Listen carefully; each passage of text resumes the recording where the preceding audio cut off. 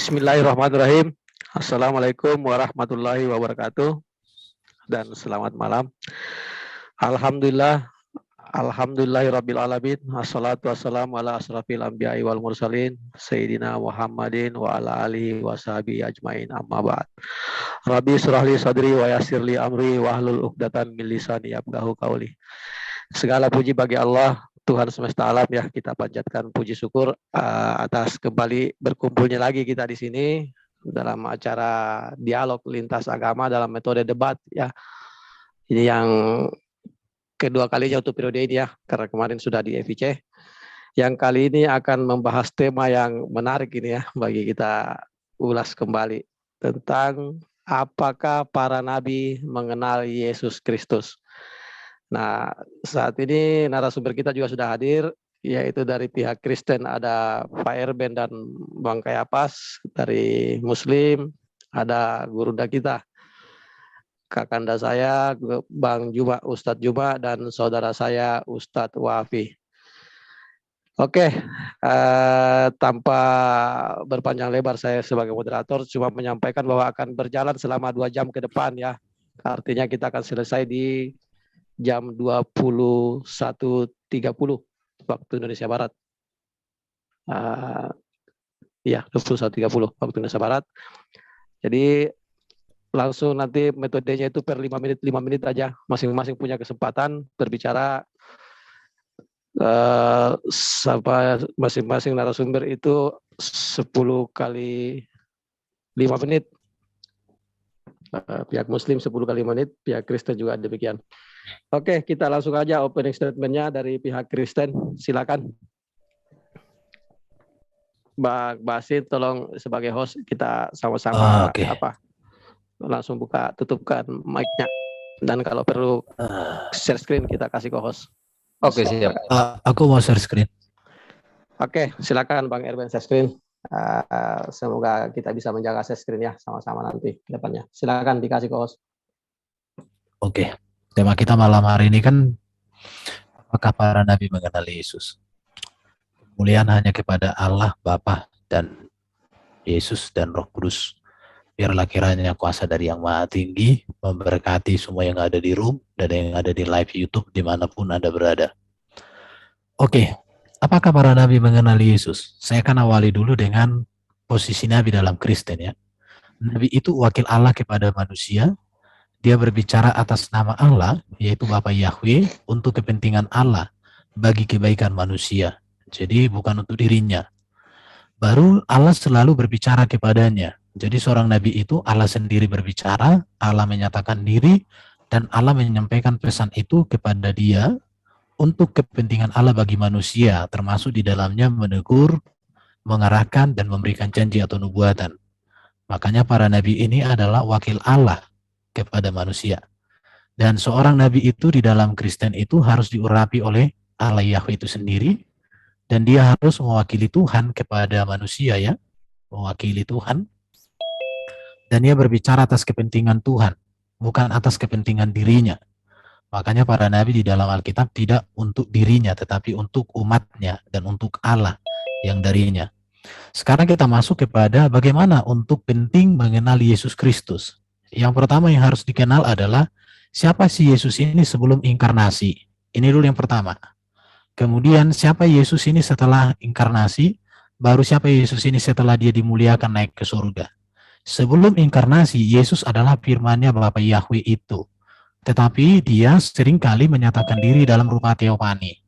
Setelah inkarnasi, maka firman itu hadir dalam rupa manusia. Maka di dalam inkarnasi, dia adalah firman yang sekaligus adalah manusia yang sempurna. Kemudian dalam kemuliaan Yesus naik ke surga untuk mengerjakan pekerjaan yang bertujuan untuk keselamatan manusia. Sekarang saya akan menyampaikan di sini prainkarnasi, yaitu saya katakan zaman PL, ya, yaitu mulai dari Kejadian sampai Maliaki. Ini disebut dengan zaman para nabi, dan itu mulai dari Adam sampai dengan Zakaria, ayah daripada Nabi Yohanes Pembaptis, ya. Pada masa ini, para nabi itu belum berjumpa dengan Yesus yang manusia, tetapi mereka menantikan kedatangan Mesias, itulah Yesus, di mana Mesias itu datang untuk menebus dan menyelamatkan Dan ini adalah janji Allah kepada seluruh umat perjanjian lama di zaman para nabi. Pada zaman ini, Yesus masih sebagai firman di dalam diri Allah yang seringkali menyatakan diri melalui teofani. Ya, nanti teofani itu apa? Nanti Bro Kaisar bisa menjelaskan. Jadi apakah para nabi di dalam konteks PL sudah berjumpa dengan Yesus yang manusia belum? Tetapi berjumpa dengan hakikat firman yang berteofani, iya. Terus firman itu inkarnasi menjadi manusia namanya Yesus Kristus, dan ini terjadi pada zaman para rasul, yaitu mulai dituliskan di dalam kitab Injil Matius dan Wahyu. Dan yang paling pertama memperkenalkan Yesus itu kepada umum adalah Nabi Yohanes. Jadi di dalam Alkitab, Nabi yang berjumpa dengan Yesus itu adalah Nabi di perjanjian baru, yaitu Nabi Yohanes. Dan ini berlangsung sampai dengan kisah para rasul ya, sampai dengan kehidupan para rasul. Mana kehadiran Yesus ini adalah janji Allah kepada para nabi digenapi melalui kehadiran Yesus. Maka Yesuslah Mesias yang dijanjikan Allah. Dan Yesus ini adalah inkarnasi. Kemudian di dalam kemanusiaan Yesus, maka Yesus ini adalah manusia yang kudus, sempurna dan mulia. Ya, dia tidak berdosa, bahkan diberikan Allah kuasa untuk mengampuni dosa. Yesus sempurna dalam ajarannya, dalam etika, dalam moral, dan dalam seluruh perbuatannya. Dan Yesus juga sekarang sudah ada di surga. Maka Yesus di surga itu menyediakan kerajaan surga bagi semua orang yang percaya. Dan nanti di akhir zaman dia datang sebagai raja segala raja, Tuhan di atas segala tuan. Orang yang percaya kepada Yesus pada akhir zaman mendapatkan mahkota upah atas kesetiaan.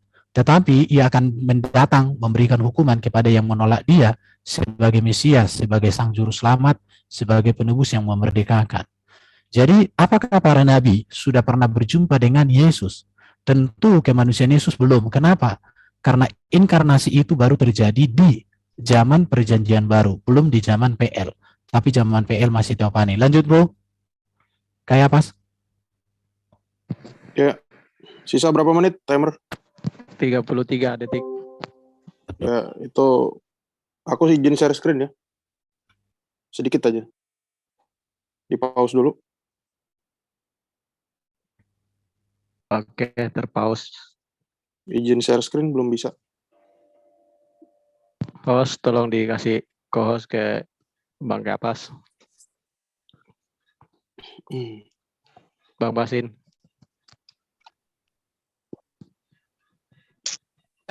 Ya. Masih Co-host belum bisa ke komandan. Bang Kapas. Dicabut co-hostnya Bang Erben. Oke.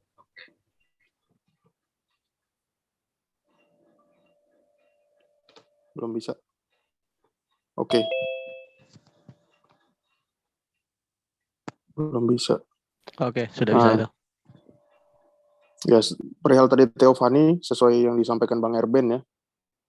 Saya mau menjelaskan bahwa teofani Sang Firman, ya tadi berarti kemanusiaan Yesus belum ada di zaman para nabi, tapi yang ada itulah Sang Firman yang selalu menampakkan diri dan bereksistensinya pada saat nabi-nabi itu datang, pada saat nabi-nabi itu ditunjuk. Nah ini saya jelaskan bahwa ini boleh di-share, di-capture juga, bahwa the name of the word of the Lord, nama firman itu duduk di tahta yang sama dengan Allah. Oke, waktu habis nanti bisa diperkuat lagi di sesi berikutnya ya. Iya, makasih. Oke, silakan lanjut ke narasumber Muslim. Openingnya seperti apa? Karena ini temanya Yes, apakah para nabi mengenal Yesus Kristus? Silakan, Gurunda atau Ustadz Wafi yang dulu. Ustaz Wafi gimana? Ustaz Zuma dulu, tafadhol. Baik, bismillahirrahmanirrahim. Tema kita, apakah para nabi mengenal Yesus? Kalau di Islam itu jelas ya, bahwa seluruh nabi itu sudah diajarkan atas kedatangannya kemudian. Nah, terkait dengan Yesus, Saudara Erben tadi membawa perjanjian lama kitabnya Bani Israel. Artinya ketika berbicara mengenai praeksistensi, itu berbicara mengenai nubuat. Nah, kalau berbicara mengenai nubuat, itu yang dimaksud pasti adalah kenabian. Sedangkan nubuat Yesus atau ramalan tentang Yesus, itu pasti ditujukan kepada kenabian Yesus. Hanya saja kata nubuat ini menjadi kabur samar-samar ketika kenabian Yesus harus beralih fungsi sebagai sesembahan atau ilahi atau rabi di dalam pemahaman teman-teman Kristen. Oleh karena itulah kemudian ketika berbicara mengenai tentang nubuat atau ramalan atau praeksistensi, yang dibahas di situ hanya tentang kenabian. Kitab-kitab terdahulu ketika berbicara mengenai manusia, maka ketika manusia itu akan diserahi sebagai penyampai firman, maka kedudukan tertinggi yang mereka punya itu adalah nabi. Nah, posisi kemuliaan yang kemudian diberikan kepada Yesus sebagai nabi akan lebih tepat posisinya di dunia ini. Terutama ketika beliau datang membawa gagasan membersihkan pemahaman dewa, politeisme, dan segala atribut ketuhanan yang dinobatkan kepada manusia, kepada Bani Israel. Nah, dibandingkan ketika dengan persepsi bahwa meletakkan predikat Tuhan terhadap Nabi Allah, yaitu Yesus. Jadi ketika dibicarakan bahwa apakah nabi-nabi terdahulu mengenal Yesus, ya dikenal sebagai manusia, sebagai utusan bahwa akan datangnya. Tapi ketika ditanyakan apakah mereka mengenal secara mendetail, tidak. Yesus itu tidak dikenal. Bahkan kalau kita lebih jauh melihat dari segi nama aja, orang Yahudi tidak tahu siapa itu Yesus. Nah, sebagai fakta bahwa Yesus itu adalah nabi dan rasul, sebagai nabi dan rasul, bisa dibuktikan dari ratusan data-data di dalam Bible yang menyimpulkan dengan pasti bahwa Yesus itu manusia biasa yang kemudian diserahi tugas sebagai nabi atau sebagai utusan atau sebagai rasul. Contoh misalnya di dalam Yohanes 20:17, aku akan pergi kepada Bapakku dan Bapakmu, Allahku dan Allahmu. Jadi kalau dikatakan bahwa praeksistensi tadinya adalah Bapak, kemudian menjadi manusia, itu sudah nggak nyambung dengan ajaran Yesus. Saya kira begitu sementara. Silakan Akhi Dinda. Oke, bismillahirrahmanirrahim. Alhamdulillah, salatu wassalamu ala rasulillah, Sayyidina Muhammad ibn Abdillah wa ala alihi wa sahbihi wa man wala amma ba'du. Sebenarnya yang disampaikan Mas Erben barusan itu di PowerPoint-nya sama sekali tidak memiliki power dan tidak memiliki poin. Kenapa? Karena temanya itu apakah para nabi mengenal Yesus. Tetapi Mas Erben justru menjelaskan tentang nubuatan. Sebenarnya itu belum sama sekali menyentuh sedikit pun dengan tema yang kita bahas pada malam hari ini. Kalau nanti kita akan melari kepada nubuatan, maka seharusnya Mas Erben menyebutkan ayatnya di dalam PL. Mana ayat yang menunjukkan bahwa Yesus akan menjadi Tuhan yang dilahirkan dari rahim seorang perempuan yang bernama Maria di PL. Sehingga ketika kita sudah memahami tentang ayat-ayat nubuatan tersebut, maka sudah jelas bagi kita, Yesus itu tidak pernah diakui sebagai Tuhan yang akan lahir, itu tidak ada. Bahkan nabi siapa yang mengenal Yesus di PL itu nabi siapa? Kalau kata Bang Zuma barusan, oke lah, memang ada yang mengenal, tapi benar kata Bang Zuma, tidak mendetail. Dan itu pun kenal sebagai apa? Sebagai sahabat, atau sebagai pacar, atau ta'arufan saja, kan kita tidak tahu. Karena ayat-ayatnya tidak ada. Makanya monggo setelah ini Mas Erben dengan tegas mengatakan ayat-ayat di dalam Bible yang memang secara jelas mengatakan bahwa nabi-nabi terdahulu itu mengenal Yesus. Dan nabi terdahulu itu tahu kalau Yesus ini akan menjadi Tuhan. Nah, kalau memang Anda akan mengarahkan kepada nubuatan, maka bersiap-siaplah Anda akan tumbang setelah ini. Nah, seperti itu. Kenapa? Karena PowerPoint Anda sama sekali tidak menjelaskan sesuatu yang mendetail tentang nabi siapa yang kenal Yesus. Kalau cuma definisi sebagai nabi, maka satu persatu dari PowerPoint Anda akan kita bantah setelah ini. Ya. Semua definisi yang Anda bawakan tentang nabi itu Anda tidak menyebutkan satu ayat pun. Begitu. Oke, waktu habis, Ustadz. Oke, sebelum kita masuk ke sesi berikut ya, sesi mempertajam dan melengkapi, kita sampaikan dulu bahwa acara ini disiarkan secara live di banyak sekali channel YouTube ya. Channel YouTube Muslim itu ada Naja Media, ada Yusuf PI dan Penegak Islam, Media Dakwah Muslim Channel, Debat Panas dan Debat Hebat, serta Pengabat Debat Lintas Agama, Rifa Mau TV, dan paling utama adalah Zulkifli M. Abbas Official. Begitu pula di channel-channel YouTube Kristen ada Family in Christ Official, Airben Channel, Teolog Kontekstual, dan Buah Sulung punya Aderion. Silakan di subscribe dan tinggalkan komentar positif. Oke, kita masuk sesi berikutnya, sesi yang akan mulai panas ini karena mulai saling bertanya dan menanggapi. Silakan langsung aja ke pihak Kristen. 5 menit waktunya. Silakan. Bro, kayak apa? Monggo dulu ya. Dikit ya. Sorry. Ya tadi dari penjelasan dari Bro, siapa tadi? Zuma ya. Itu tentang apa yang dipaparkan oleh si Bang Erben. Sebetulnya kita perlu tahu ya, dari menit 23 tadi itu sudah selesai. Karena pertanyaan atau judul diskusi malam ini adalah apakah nabi-nabi itu mengenal Yesus? Si Zuma bilang, ya jelas kenal. Justru ya mengakui sebagai utusan. Lah iya, berarti udah clear jawabannya kenal. Tapi yang satu ngebantah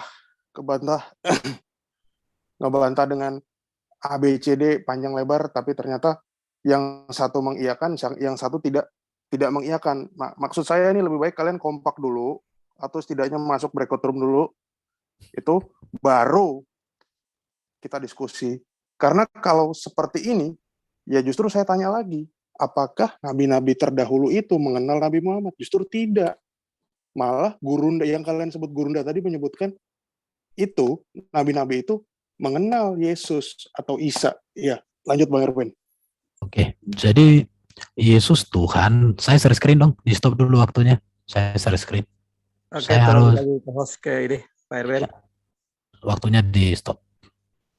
Oke, saya harus di sini bentar ya. Ini, jadi apakah Yesus Tuhan? Menurut saya teman-teman Muslim harus memikirkan apa sih yang dipahami orang Kristen dengan kata Tuhan. Kata Tuhan itu sepadan dengan kata Lord, sepadan dengan kata Rob dalam bahasa Arab, dan sepadan dengan kata Gusti. Karena di dalam Quran saya baca, Rob dipakai kepada Allah, kepada Firaun, dan kepada Potifar. Dan di dalam Alkitab juga, Tuhan dipakai kepada Allah Bapa di surga, kepada Yesus, dan kepada jenaka juga dipakai. Dalam konteksnya ya, Tuhan ini dipakai juga kepada seorang tuan atau raja. Jadi sebenarnya teman-teman yang tidak mengerti makna kata Tuhan untuk Yesus di dalam konteks Kristen, betul bahwa Yesus juga dinubuatkan sebagai seorang nabi. Makanya bagi kami orang Kristen, Yesuslah satu-satunya nabi yang tidak berdosa dan berkuasa mengampuni dosa. Yesuslah satu-satunya nabi yang melakukan begitu banyak mujizat. Yesuslah satu-satunya nabi yang punya ajaran etika dan moral yang sempurna. Tidak ada cacat celah.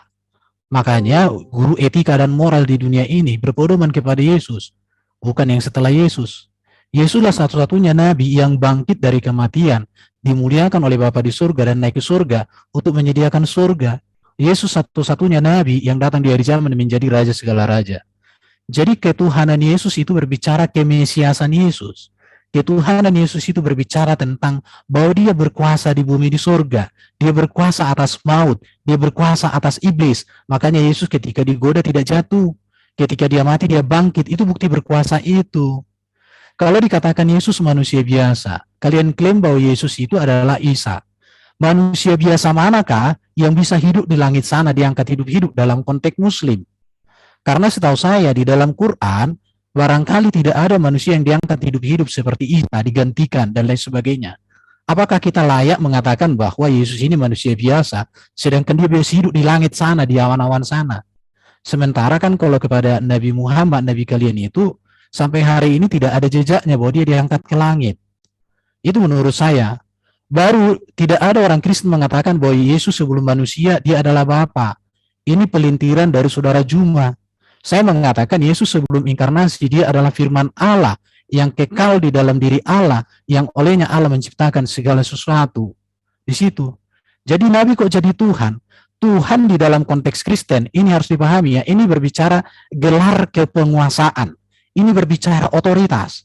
Sama seperti di dalam Quran, kata Rob itu bisa dipakai kepada Firaun, bisa kepada Potifar, kepada Yusuf, dipakai Robnya. Tetapi kalau kalian bisa memahami Rob kepada Allah, Rob kepada Firaun, Rob kepada Potifar, kenapa kalian tidak bisa memahami Tuhan kepada Allah, Tuhan kepada Yesus, dan Tuhan kepada raja-raja yang lain? Menurut saya di sini perlu kita punya kejelian di dalam membangun sebuah argumen. Jadi saya mau tegaskan ya, kalau ada nabi yang lebih baik dari Yesus, maka saya katakan malam ini saya tinggalkan Yesus, saya ikut itu. Tapi di dalam pencarian saya, di dalam kitab suci yang saya baca, di dalam buku-buku teologi, saya pernah menjadi pegawai perpustakaan saat kuliah semester akhir, tingkat akhir. Dari semua buku-buku yang saya baca itu, saya tidak pernah temukan ada nabi yang lebih hebat, lebih kudus, lebih mulia, lebih agung dari Yesus. Maka saya putuskan tidak ragu lagi untuk mengakui bahwa Yesus itulah yang harus diikuti, yang harus diteladani.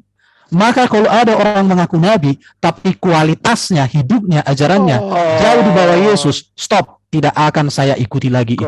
Terima kasih. Habis. Oke. Mantap sekali ya dari pihak Kristen. Jadi ini kita kembali ingatkan bahwa temanya adalah apakah para nabi mengenal Yesus Kristus. Jadi semoga kita tidak keluar dari situ. Seperti kemarin kami di Zoom EBC, temanya adalah apakah para nabi mengenal Allah. Otomatis ada bantahan dari pihak Kristen ya pada saat kemarin. Jadi di sini pun wajar kita kan nanti saling membantah. Oke, lanjut silakan dari Muslim langsung. Digas saja. Jadi saya katakan kepada saudara, saya dengan adik saya itu nggak bertentangan. Karena kita sedang berbicara mengenai kitab yang Anda ambil dari agama lain. Yaitu kitabnya Bani Israel, bukan berbicara mengenai Al-Quran.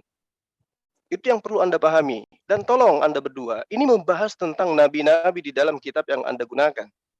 Bukan mengenai Rasulullah Muhammad SAW, bukan mengenai Allah. Fokus di sana. Nah, kenapa saya mengatakan bahwa orang terdahulu kenal Yesus? Karena Yesus sudah dinubuatkan. Makanya saya katakan tadi, ketika Anda berbicara mengenai praeksistensi, berarti itu nubuatan, bercerita tentang masa yang akan datang. Coba Anda lihat di dalam Mazmur 91. Bagaimana Tuhan di dalam cerita itu akan menyelamatkan Yesus dan mustahil kemudian dia mati di atas tiang salib. Pahami itu. Berarti Yesus sudah diceritakan oleh mereka. Yes, sebagai nabi, sebagai utusan Tuhan yang tidak mungkin dicederai oleh siapapun. Bahkan kena panu pun Yesus itu tidak wajar, tidak pantas. Karena sudah dinubuatkan. Tapi kalau Anda mengatakan temanya apakah nabi-nabi terdahulu mengenal Yesus? Nabi mana? Tunjukkan kepada kita dalilnya. Mana di situ? Dalil nabi mana yang mengenal Yesus yang Anda maksud? Dalam arti kata mengenal seperti apa yang diterangkan oleh adik saya tadi, bahwa nabi-nabi terdahulu mengenal ada Tuhan, ya, Tuhan dalam arti kata yang dipahami oleh Erben, meski muatannya adalah untuk kemudian agar dipahamkan oleh warga Indonesia bahwa Yesus itu adalah Tuhan dalam perspektif negara Indonesia. Tidak akan pernah ada sosok manusia yang mengatakan bahwa nabi, bahwa Tuhan pencipta dan bumi itu nuzul menjadi manusia, dibunuh oleh manusia. Itu poinnya. Ini yang sedang kita gali. Mana nabi yang memperkenalkan bahwa sosok Tuhannya mereka yang bersatu dengan firman bakal menjadi manusia. Kalau firman dalam perspektif ciptaan seperti apa yang ada di dalam kitabnya Sakaria 12 nomor 1, memang semua manusia itu adalah ciptaan Tuhan dan Yesus adalah manusia. Roma 1 nomor 3, Yesus berasal dari Bani Daud, artinya dia berasal dari sperma Daud. Nah, selesai di situ. Kalau itu yang Anda bahas. Tapi kalau Anda berpura-pura menggunakan kata Tuhan, giliran Yesus manusia, Anda masuk. Itu kan Firaun juga bisa disebut Tuhan. Tapi kan misinya di sini, Pak. Misi Anda mengatasnamakan manusia itu Tuhan itu apa sebenarnya? Gitu. Ya, tolong dipahami itu. Silakan Dinda Wafi. Oke, bismillahirrahmanirrahim. Benar yang dikatakan Gurunda Zuma. Jadi tema kita malam ini, Mas Erben dan temannya, itu apakah ada dan dari nabi-nabi itu yang mengenal Yesus bahwa dia akan menjadi nubuatan, akan dilahirkan dari rahim seorang wanita yang bernama Maria dan dia akan menjadi Tuhan. Itu yang kita bahas. Bukan eksistensi Yesus sebagai Tuhan, sifat ilahiyah Yesus, bukan itu. Ada enggak dari nabi-nabi itu? Bahkan Mas Erben dari PowerPoint-nya tidak menyebutkan satu ayat pun ketika mendefinisikan nabi itu seperti itu. Enggak ada. Nah, padahal di dalam Bible Anda itu sangat banyak definisi tentang nabi itu banyak. Contohnya di Yehezkiel 13 bahwa nabi itu seperti anjing hutan. Nah, di tengah-tengah reruntuhan. Begitulah nabi-nabimu, hai Israel. Nah, kan bisa pakai PowerPoint yang itu, bahwa nabi-nabi di dalam Bible itu seperti anjing-anjing hutan. Jadi kalau sampean ketemu anjing hutan, itu nabi saya. Nah, seperti itu kan. Sedangkan Mas Erben tadi mengatakan nabi adalah begini, seakan-akan suci banget gitu loh. Tidak menyebutkan satu ayat sekalipun. Lalu katakan, apakah ada nabi yang lebih hebat daripada Yesus?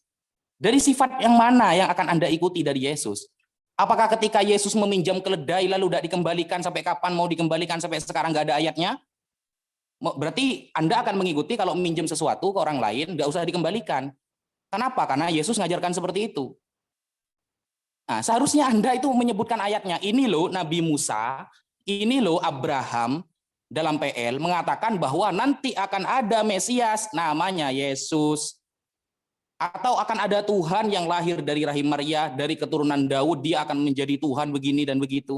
Nah, buktinya Anda tidak akan bisa menyebutkan itu. Kenapa? Karena kitab Anda yang dipakai itu kitab orang lain, kitab dari agama lain. Dan kalau kita tanya kepada orang Yahudi sekarang, ada enggak satupun orang Yahudi yang mengatakan Yesus itu Tuhan begini dan begitu? Tidak ada yang percaya. Itu namanya cinta bertepuk sebelah tangan. Anda mengagung-agungkan kitab orang lain, tapi orang lain itu tidak mengakui Anda. Waktu habis, Ustadz, nanti lagi di sesi berikut. Oke, langsung aja. Saya tidak akan menyentuh kepada materi apapun dalam debat ini. Saya lempar aja langsung ke narasumber Kristen. Silakan. Aku pertama ya, Bang. Silakan. Go ahead. Siapapun yang pertama. Silakan. Tadi si Zuma tadi ngutip pertama tadi Mazmur 91. Nah, ini mengapa langsung lompat ke situ ya? Karena kalau kita melihat nubuatan penyalipan itu sendiri ada di dalam Mazmur 22. Ayat 1 itu jelas itu membunyikan apa yang diucapkan Yesus pada saat di atas kayu salib. Kemudian ayat Mazmur 22 ayat 17 itu sangat jelas menuliskan mereka menusuk tangan dan kakiku. Jadi mestinya kalau seandainya dugaan itu bahwa Yesus tidak disalib, ini kita kembali malah mengarah ke situ.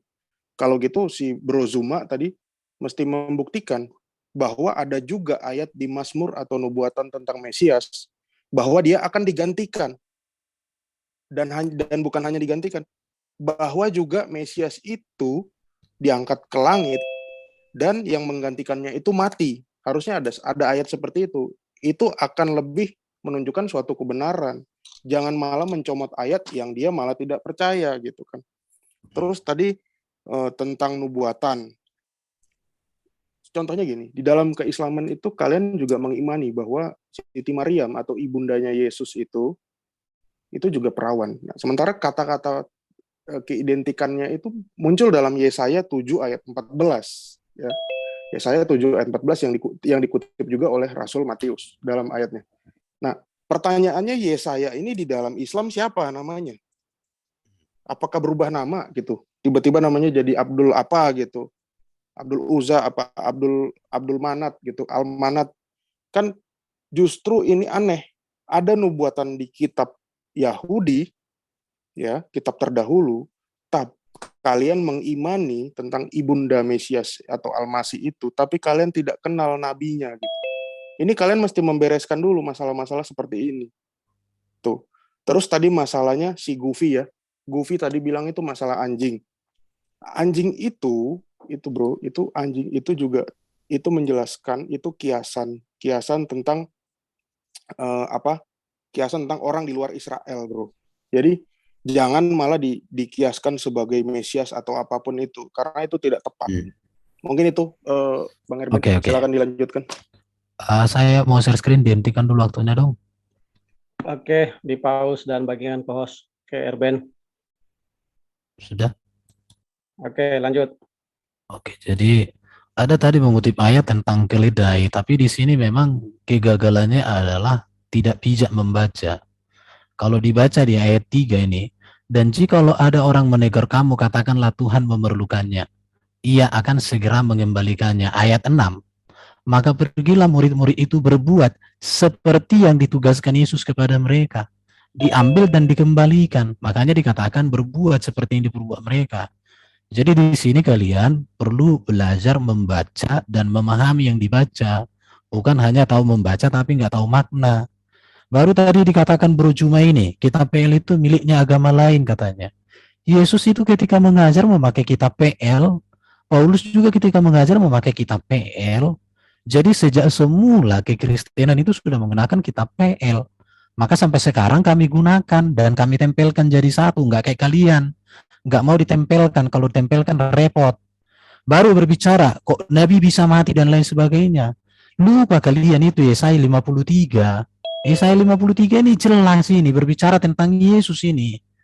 Tetapi karena kalian nggak membaca, maka kalian nggak ngerti. Yesaya 53 ini tepat sekali tentang kematian Kristus ini, tepat ini semua. Jadi di mana Mesias yang menderita ini dia, Yesaya 53.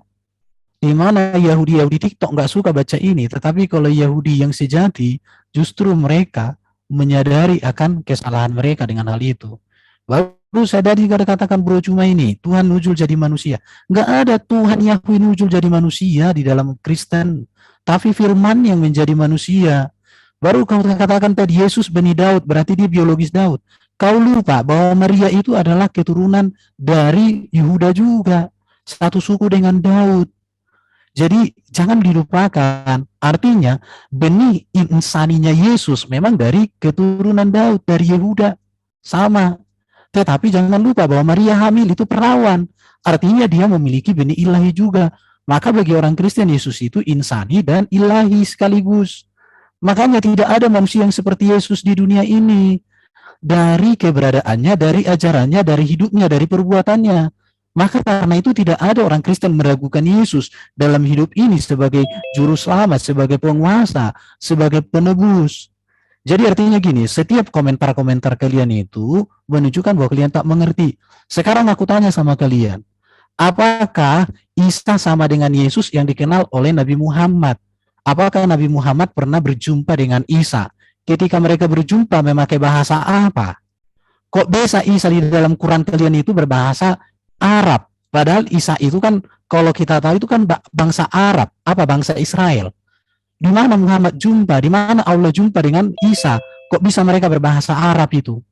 Coba kalian jelaskan dulu itu. Itu yang harus kalian. Kalau memang Muhammad pernah jumpa Isa, bahasanya apa? Jelaskan. Oke, waktu habis. Interupsi moderator, bisa nggak waktunya ditambah 1 menit, jadi 6 menit. Oke, kita tambah waktunya. Terlalu sempit, ya. Oke, kita tambah waktunya. Bang Thalib dibikin 6 menit. Jadi nanti dikurangi aja sisinya, berarti tinggal masing-masing punya kesempatan 6 kali lagi. Kayaknya, bentar. Ini kami berapa kali nih? Sama-sama?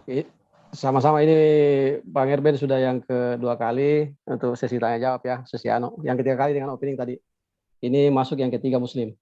Muslim kayaknya. Maksud aku kan Muslim yang ketiga, masih 5 menit lah, baru nanti mulai dengan 6 menit.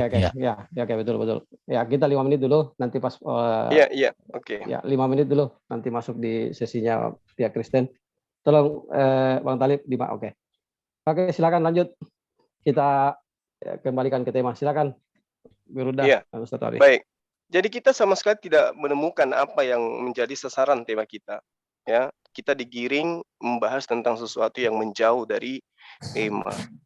Jadi ketika saya membawa Mazmur 91, itu nubuatan tentang Yesus berdasarkan kitab Anda. Baca di dalam Matius 4 nomor 6.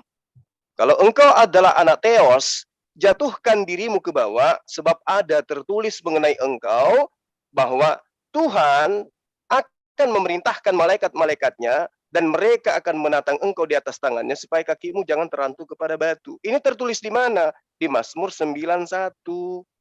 Dan ternyata di Mazmur 91 itu jelas Yesus itu kena panu pun tidak akan mungkin. Coba Anda baca dari data nomor 1 sampai nomor 16. Apa yang diterangkan tentang anak Tuhan yang akan dijadikan sebagai dasar pijakan untuk menaungi anak Tuhan. Siapa itu? Yesus. Berarti tidak ada kecelakaan bagi Yesus. Tidak ada salib bagi Yesus, tidak ada.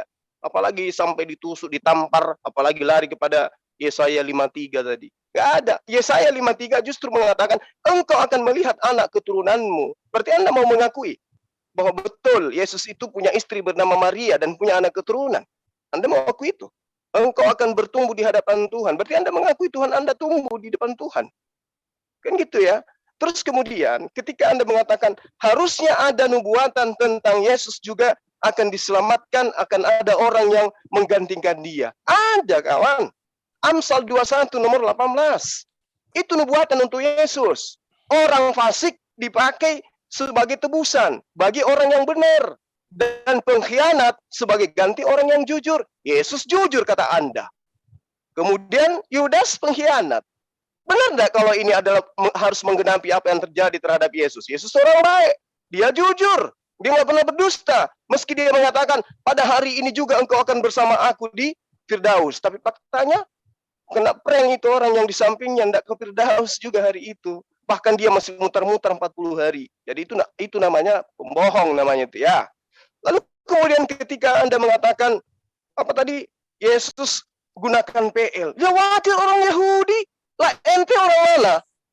Yesus memang kitabnya itu diceritakan di kitab Anda pada hari Sabat, beliau selalu di tempat kelahirannya masuk ke dalam bait suci, membacakan apa? Membacakan kitabnya, bukan perjanjian baru, bukan kitab Anda yang buatan orang Yunani itu, bukan.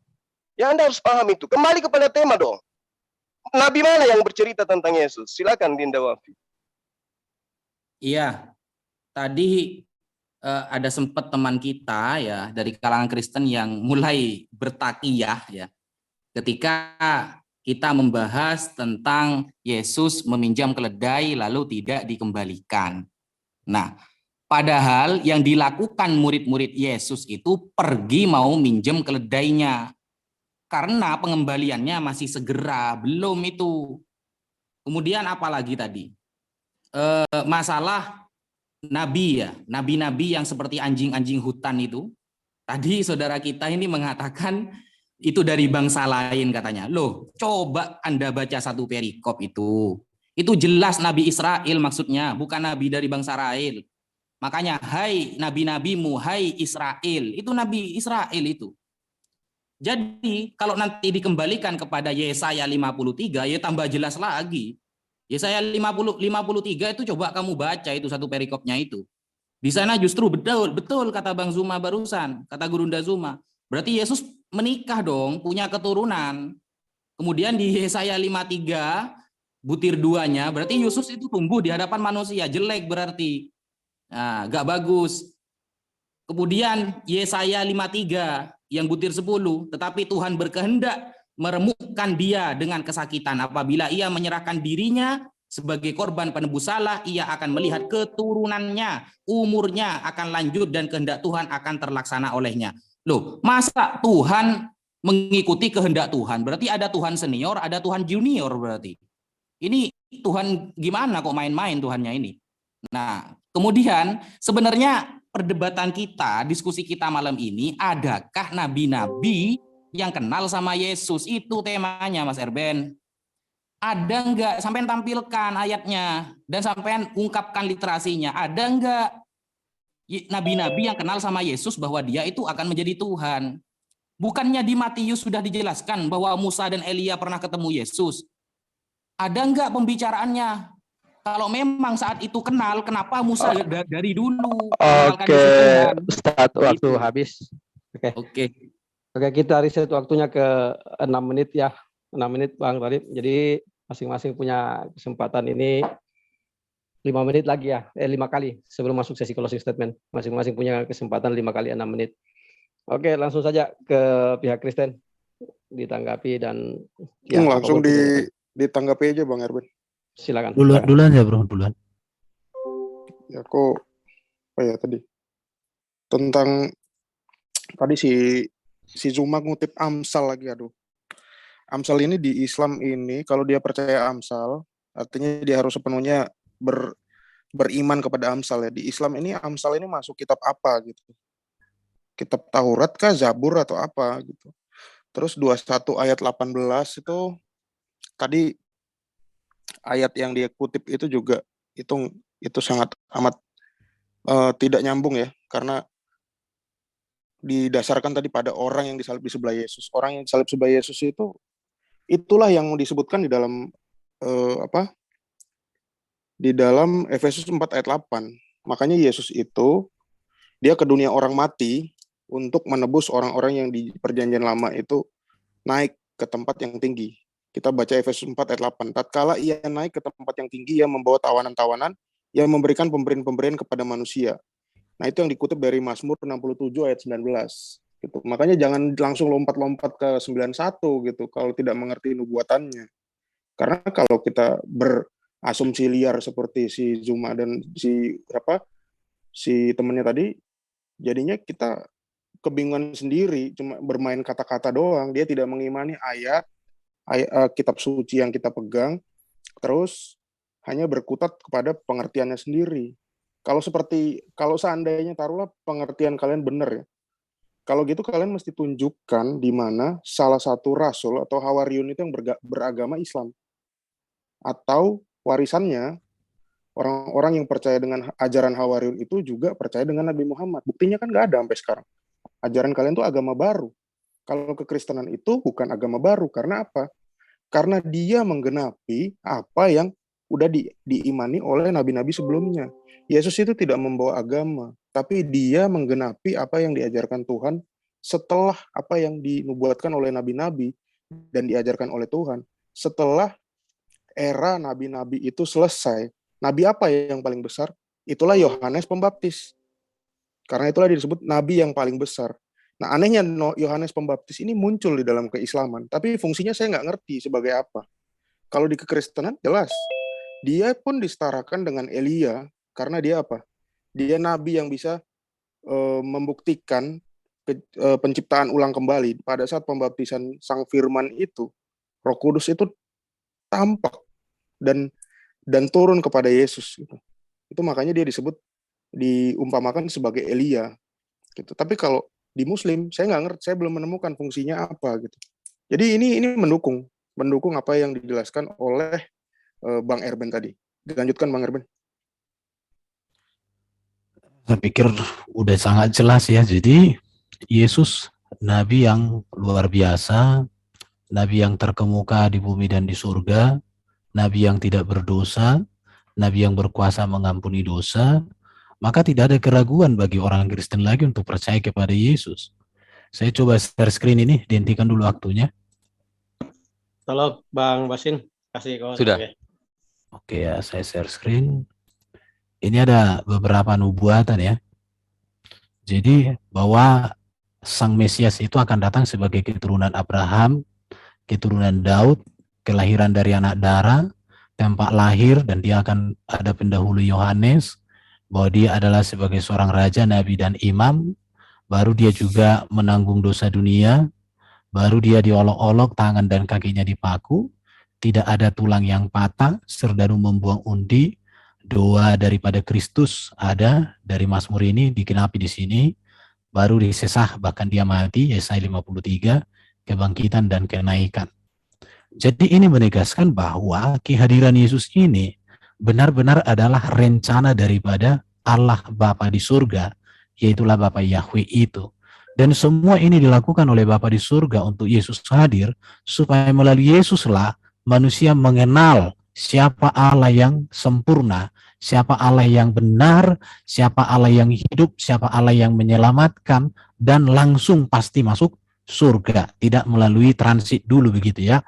Jadi apa yang tertulis di dalam Alkitab ini menegaskan tentang Yesus itulah yang menjadi pusat dari karya Allah untuk manusia dan dunia diselamatkan. Maka Yesus mengatakan, aku jalan kebenaran dan hidup. Tidak ada seorang pun yang sampai kepada Bapa kalau tidak melalui aku. Mengapa? Karena Bapa menghendaki bahwa keselamatan manusia hanya terjadi melalui utusannya yang agung, yaitu Yesus Kristus, Sang Firman yang hadir dalam rupa manusia. Maka Yesus itu firman, mengajarkan firman, meneladankan firman, dan menggenapi firman. Maka dikatakan di dalam Alkitab, di dalam Yesuslah berdiam seluruh kepenuhan kealahan. Maka karena itu, tidak ada keraguan lagi untuk percaya kepada Yesus sebagai teladan, sebagai junjungan, sebagai pembimbing, sebagai penebus dan penyelamat. Ini yang mau saya tegaskan sama kawan-kawan semua. Kalau di Yesaya tadi ada katanya Tuhan Junior, Tuhan ini. Kalian nggak mengerti beda kata Tuhan huruf besar semua dengan hanya Tuhan T huruf besar. Tuhan huruf besar semua konteks PL itu menuju kepada Adonai. Dalam teks aslinya itu YHWH. Tapi kalian karena nggak ngerti itu, ya saya maklum. Di situ. Jadi Tuhan Yesus memang benar-benar dia adalah Tuhan yang tunduk kepada Bapa Yahweh itu. Maka Yesus mengatakan, makananku ialah melakukan kehendak Ia mengutus aku. Jadi tidak ada orang Kristen yang menentang bahwa Yesus diutus. Oke, Tetapi Yesuslah waktu utusan habis. satu-satunya yang sempurna. Oke, Haleluya. cukup. Waktu habis. Jadi sedikit moderator intervensi ya. Bahwa tema kita ini adalah apakah para nabi mengenali Yesus Kristus? Kita tidak membahas tentang ketuhanan Yesus. Jadi mudah-mudahan ke depan alurnya seperti itu ya, sedikit pembuktian karena tadi ada pertanyaan dari sudah 3 kali pertanyaan dari Ustadz Wafi, belum ada jawaban dari pihak Kristen. Semoga putaran berikut bisa dijawab. Silakan pihak Muslim langsung 6 menit. Oke, baik. Sangat menarik apa yang Anda uraikan, Saudara Erben. Tapi bagaimana jika para cendekiawan atau kaum intelektual dari Kristen pada awal mula itu kemudian ya menyalin dari perkamen kitab-kitab terdahulu tentang nubuat yang lalu kemudian mereka mengaturnya sedemikian rupa agar sesuai dengan kehidupan Yesus. Bukankah perjanjian lama itu dibuat untuk mereka yang tidak bisa bahasa Ibrani? Ketika kitab daripada Bani Israel itu diperintahkan oleh Kekaisaran Romawi di abad 3 sebelum Masehi untuk diterjemahkan ke dalam bahasa Septuaginta. Nah, bagaimana kalau semisal ada kesengajaan dan itu indikasinya kuat? Kenapa?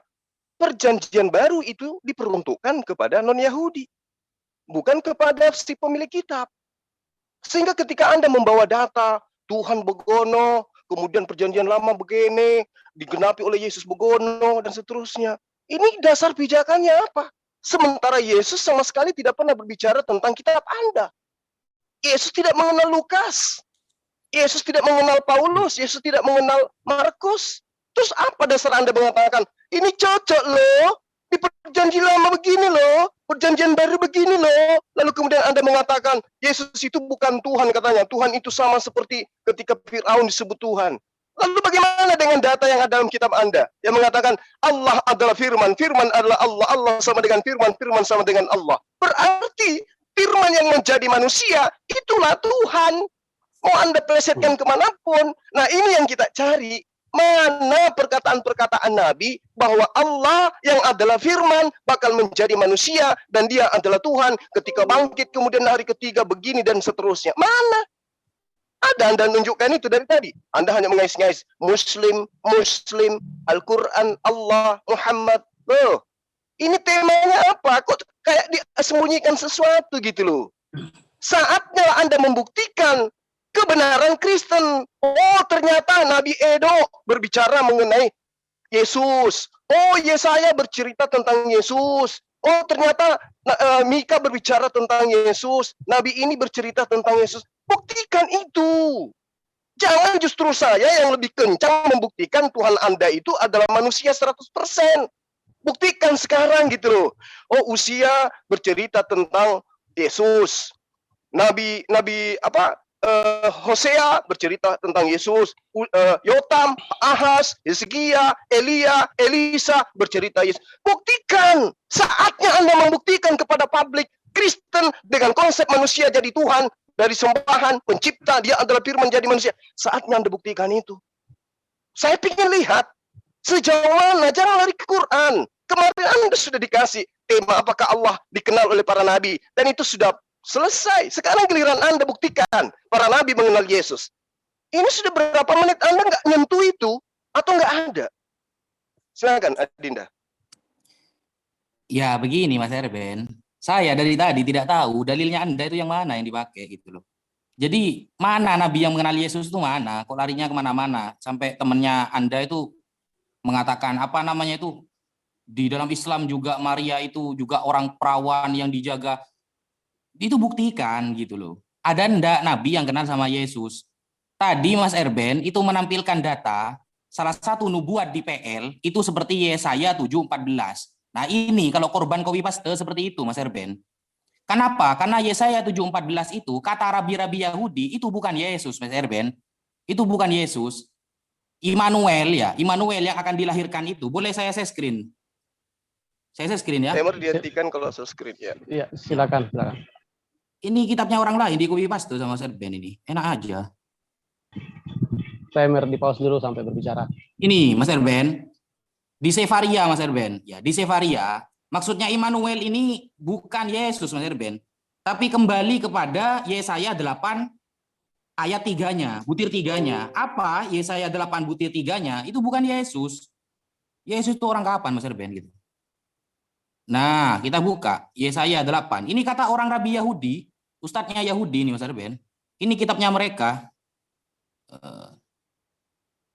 Nah, ini loh kata pembesar Yahudi. Kemudian aku menghadapi istriku yang mengandung dan melahirkan seorang anak laki-laki. Lalu berfirman Tuhan kepadaku, namailah dia Maher Salal Hasbas ini Mas Erben. Panjang banget namanya, sekecamatan ini. Bukan Yesus, sudah ada Yesus itu di PL itu. Kata-kata Yesus sudah ada Mas Erben. Jadi jangan copy paste kitab orang lain lah gitu. Orang lain tuh mengatakan ini maksudnya Immanuel itu di apa? Di PL Yesaya 7:14. Kok Anda mengatakan Yesus dari mana? Itu pemerkosaan dalil namanya Mas Erben. Nah, gitu loh. Jadi sudahlah, jangan maksakan gitu. Kalau sudah tidak tahu gitu. Jangan lari-lari ke Islam lah. Apalagi dikatakan Maria perawan. Sampean coba lihat di Yunaninya. Ya, di Yunaninya kata-kata perawan Maria itu apa? Parthenos kan? Parthenos itu artinya apa, Mas Erben? Bukan perawan itu gadis muda. Jadi yang perawan dan yang enggak itu bisa dikatakan Parthenos. Oke, Ustadz Wafi, sepertinya waktu habis. Timer tolong di-reset ke 6 menit kayaknya Bang tadi Erben, ini. aku ambil 60% waktunya ya. Tolong di-set waktu 66 menit. Sabar dulu. Timer. Ya, oke. Langsung aja kita ingatkan sedikit ya bahwa mohon sekiranya ada dari pihak Kristen memberikan tanggapan mengenai nabi mana sih yang mengenal Yesus. Kalau ada dalilnya silakan lanjut. Halo, Bang Erben. Iya, monggo. Ya. Tadi udah berulang kali saya jelasin ya. Nabi mana? Gak usah kita ngomong jauh-jauh ya. Tadi pertanyaan saya nggak dijawab juga. Yohanes itu kan di kalian nabi ya. Itulah yang jelas-jelas melihat sang Mesias itu di depan mata kepalanya sendiri gitu. Terus tadi si Gufi sama si Zuma ini ngambil, kalau kalian tuh nyolong kitab orang Yahudi. Nah ini, sekarang aku tanya ke Bang Erben ya, kita dialog singkat. Kitab orang Yahudi sekarang itu namanya apa Bang? Kitab Taurat. Namanya, kitab apa? Kan satunya Septuaginta, yang pakai orang Kristen ya. Yang dipakai sama orang Yahudi apa? Jelaskan aja bro, langsung. Supaya nggak tersita Kitab waktu. orang Yahudi itu kitab Masoret namanya. Yang kalian comot-comot tadi itu berbahasa Ibrani itu kitab Masoret. Pertanyaannya, kalau kitab yang sama dipakai oleh Yesus dan para rasul kami ya, itu adalah kitab yang sama, kenapa mereka bikin kitab Masoret setelah eranya Islam baru ada? Justru kitab Septuaginta ini jauh 300 tahun sebelum Masehi ya. Nah, ini suatu keanehan. Artinya ada nubuatan-nubuatan yang mau dihilangkan. Salah satunya tadi udah disebutkan sama si Zuma bahwa Yesus itu nggak ada di dalam pandangan orang Yahudi. Tapi anehnya di dalam pandangan orang Islam ada. Dan kalian bangga mencomot-comot kitabnya orang Yahudi yang disebut Masoret itu. Gitu. Orang Yahudi kata kalian tidak memakai bahasa Ibrani. Sekarang orang Yahudi itu ibadahnya di mana? Nah, aku tanya ke Bang Erben, tempat ibadah orang Yahudi itu apa namanya? Seharusnya di Bait Allah kalau mereka kan. Enggak, yang sekarang Bang. Sekarang di sinagog, tapi sinagognya pun gimana itu? Sinagog itu bahasa apa? Iya. Bahasa apa itu? Sinagog itu bahasa Yunani, bukan bahasa Ibrani. Mereka memakai istilah Yahudi Ortodoks. Ortodoks itu bahasa Ibrani, bukan. Ortodoks itu bahasa Yunani. Mereka memakai istilah Metatron. Metatron itu bahasa Yunani, Metatronos. Itu sudah menggebuk kepala mereka sendiri gitu. Terus nabi mana yang menjelaskan tentang Yesus? Ya, Yesus ini bagi kami, seperti yang dijelaskan oleh Bang Erben, dia adalah Tuhan dan Allah. Tuhan ini merujuk kepada kemanusiaannya. Tuhan di atas segala Tuhan. Nah, inilah yang disebutkan oleh nabi-nabi. Daniel, Yesaya, Daud, ya, menyebutkan bahwa duduklah di sebelah kananku sampai kubuat musuh-musuhmu tumpuan kakiku. Yesaya dan Daniel menyebutkan gini, anak manusia duduk di sebelah kanan Allah. Itu membuktikan bahwa Dwi Kodrati ini, bahwa Mesias yang akan datang itu itu memiliki kodrat kemanusiaan dan keilahian. Itu yang nggak bisa dibantah. Makanya Yesus punya gelar Mesias. Semua nabi-nabi yang menantikan Yesus itulah Mesias. Itulah yang akan datang, itulah Mesias. Sampai di Arab kalian rubah jadi Al-Masih. Bukannya diurapi tapi jadi tukang usap. Ada lagi yang bilang tukang hapus gitu kan. Kalian geser-geser semuanya maknanya. Makanya kalian tidak akan menemukan jejak kebenaran Mesias atau keselamatan yang hakiki dari ajaran kalian itu sendiri. Itu bro. Ya, dari saya itu aja Bang Erwin. Iya, baru Yesus dari konteks Yunani itu dari Yesua, bahasa Ibraninya artinya penyelamat atau juru selamat. Tapi kalian ubah menjadi Isa, artinya tidak ada. Nah, itu dia menjadi pergumulan kalian. Baru kalian bilang tadi bahwa PB itu ditulis untuk non-Yahudi katanya. Kalian lupa bahwa Paulus itu ketika melayani selalu pergi ke sinagog, dan di sinagog itu dia melayani banyak orang-orang Yahudi yang diaspora. Jadi kembali lagi bahwa kalian selalu menunjukkan bahwa kalian tidak mengerti apa-apa di sini. Di situ dia masalahnya. Bahkan tadi kita tanya tadi, kapan Muhammad ketemu sama Isa, sama Yesus, atau Allah SWT jumpa dengan Isa, pakai bahasa apa mereka, apa yang mereka bahas, kalian nggak jawab juga. Jadi kalian ini memang hanya bisa mengatakan tidak menjawab. Saya sudah jawab tadi. Para nabi PL tidak ada yang jumpa dengan kemanusiaan Yesus. Karena Yesus baru hadir menjadi manusia dari rahim Maria. Rahim Maria itu dikandung sekitar tahun 5 sebelum Masehi. Sementara Adam sampai dengan Zakaria itu sudah hidup sebelum itu. Bagaimana mungkin mereka jumpa dengan kemanusiaan Yesus? Jadi di sini kalian kembali menunjukkan bahwa kalian nggak ngerti sejarah. Aku heran juga lihat kalian itu. Baru kalian protes PL dan PB itu bagi orang Kristen satu. Maka saya katakan kalau ibaratnya Muslim ajarannya dekat dengan Yahudi, kenapa kitab kalian nggak dijadikan satu aja di situ? Tapi kalian nggak berani loh. Kalau memang Allah kalian, Nabi kalian semuanya ada sama dengan Yahudi, satukan aja coba. Saya yakin itu bentrok, itu ribut itu kitab itu. Tapi dengan kitab kami tidak. Kecuali orang-orang Yahudi TikTok yang memang nggak mengerti pemahaman seperti Yahudi-Yahudi yang sejati. Jadi tadi Juma katakan Tuhan jadi manusia. Ku kasih kau 1 miliar. Kalau ada Tuhan jadi manusia, yang ada adalah firman-Nya Bapa di surga jadi manusia. Itulah Yesus Kristus. Dalam kemanusiaannya itu diberikan Bapa itulah kuasa di bumi di surga. Kepenguasaan Yesus itulah ketuhanannya. Juma, udah pernah kita berdua diskusi, kamu kok nggak ingat bro? Gimana sih kau seorang gurunda? Gimana sih? Gurunda itu munculkanlah di sini. Jangan jadi wah, itulah itu tuh. Udah, selamat datang di kebenaran. Oke, waktu habis. Mantap juga narasinya ya. Jadi dari pihak Kristen katanya sudah menjawab. Ya, begitulah jawabannya ya, Bang Ustadz Wafi. Ya, silakan lanjut ke Muslim. Gas lagi. Iya, jadi kalau Anda mengatakan Paulus itu datang ke sinagoge, ya cuci muka dulu lah. Karena di dalam tulisan Lukas asistennya, justru dia itu dianggap sebagai penyakit sampar. Ya, bahkan dia itu dianggap sebagai kutukan oleh murid-murid Yesus. Kisah Para Rasul 21 nomor 28, Kisah Para Rasul 23 nomor 12, Kisah Para Rasul 9 nomor 22, Kisah Rasul 18 nomor 13. Bahkan orang Yahudi pada masa itu bersumpah mereka tidak mau makan, mereka tidak mau minum sebelum mereka kemudian menangkap Paulus. Apa yang diterangkan? Hai orang-orang Israel, tolong, inilah Paulus, orang yang di mana-mana mengajar semua orang untuk menentang bangsa kita, menentang hukum Taurat di tempat ini. Sekarang dia membawa orang-orang Yunani pula dalam bait suci kita dan menajiskan bait suci kita. Kayak mana Anda bisa mengatakan bahwa Paulus itu? Tidak, Galatia 2 Anda baca situ. Bagaimana Paulus mengatakan, aku diutus kepada mereka yang tidak bersunat. Mereka yang tidak bersunat. Berarti non-Yahudi. Itu yang perlu Anda pahami. Jadi ketika Anda mengatakan kami tidak menjawab, apa yang tidak kami jawab? Kita tidak sedang membahas tentang Islam ini. Tentang Allah bertemu dengan ini, itu kita tidak sedang bahas. Jangan Anda larikan ke sana. Ya. Sekarang yang kita bahas ini, mana pernyataan-pernyataan Nabi? Kalau Anda mengatakan cuma Yohanes, Berarti cuma satu orang. Yohanes yang mana di dalam kitab Anda? Karena Yohanes itu ada dua, pembaptis dan juga Yohanes anak Zebedeus. Anak Zebedeus dan juga adalah Yohanes yang dikatakan dalam Kisah Para Rasul, orang yang tidak berpendidikan, orang yang bodoh. Mana dalilnya? Apa pernyataannya Yohanes Pembaptis tentang Yesus? Dia katakan apa? Dia sebagai Tuhan? Dia sebagai firman yang datang sebagai manusia? Atau gimana?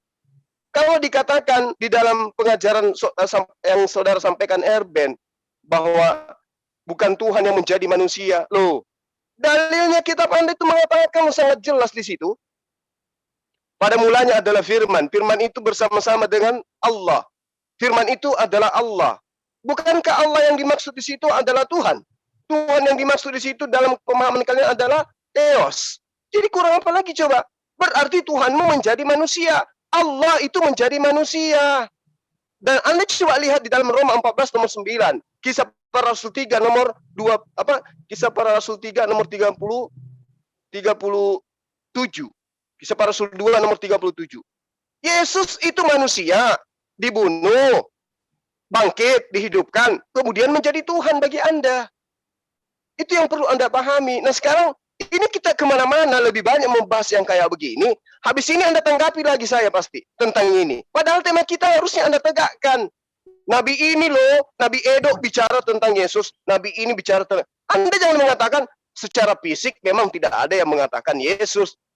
Kalau namanya saja tidak disebut, lalu apa yang Anda ingin jadikan sebagai sandaran? Silakan, Adinda Wafi. Iya, bismillahirrahmanirrahim. Sebenarnya kita bingung dengan tema ini. Karena kalau Mas Erben mengatakan tidak ada satupun nabi di PL yang bertemu jasad Yesus karena Yesus baru lahir ya di PB. Nah, seharusnya jenengan menjelaskan bahwa ada nabi-nabi di PB yang bertemu Yesus yang dulunya nabi-nabi di PL sudah pernah bercerita. Nah, kan seperti itu. Seharusnya kan seperti itu. Karena kita dilema juga, karena definisi nabi dari awal PowerPoint yang disampaikan oleh Mas Erben itu tidak sama dengan ayat-ayat yang ada di dalam Bible. Nabi-nabi rata-rata mayoritas nabi yang ada di PL ataupun PB itu kan semuanya bermaksiat, ahli maksiat mereka itu. Dosanya besar sekali itu. Abraham, kemudian siapa itu? Musa. Banyak, jadi mayoritas nabi-nabi di PL, juga di PB itu kan berdosa semua, dosanya besar-besar. Makanya saya tidak percaya, meskipun andaikan Yesus ketemu sama nabi, kemudian nabi ini mengatakan bahwa Yesus ini akan jadi Tuhan, saya tidak percaya. Kenapa? Yang mengatakan itu orang dosa besar semua itu. Abraham takut sama istri, kemudian Allah, Tuhan Bapa justru membela istrinya. Nah ini apa ini? Ajaran apa kok main-main itu? Kemudian ketika Yesus nanti dituhankan, Yesus itu instruksi dari Yesus itu tergantung dari Bapa, Yohanes 8:28. Hidup dan kuasa Yesus adalah pemberian dari Bapa, Yohanes 5:26-27. Pengetahuan Yesus tergantung dari Bapa, Yohanes 5:19-20. Yesus tidak menyeru manusia agar menghormatinya, dikembalikan kepada Bapa yang di surga, Yohanes 8:49-50. Yesus ini bukan siapa-siapa. Bukan siapa-siapa. Bahkan Yesus juga masih dibaptis gitu loh. Yesus kan masih dibaptis kan sama muridnya sendiri Yohanes kan. Tujuannya baptis itu apa? Nah, Yesus pun juga punya dosa kan seperti itu. Lebih baik Henok daripada Yesus. Lebih baik Elia daripada Yesus. Seperti itu.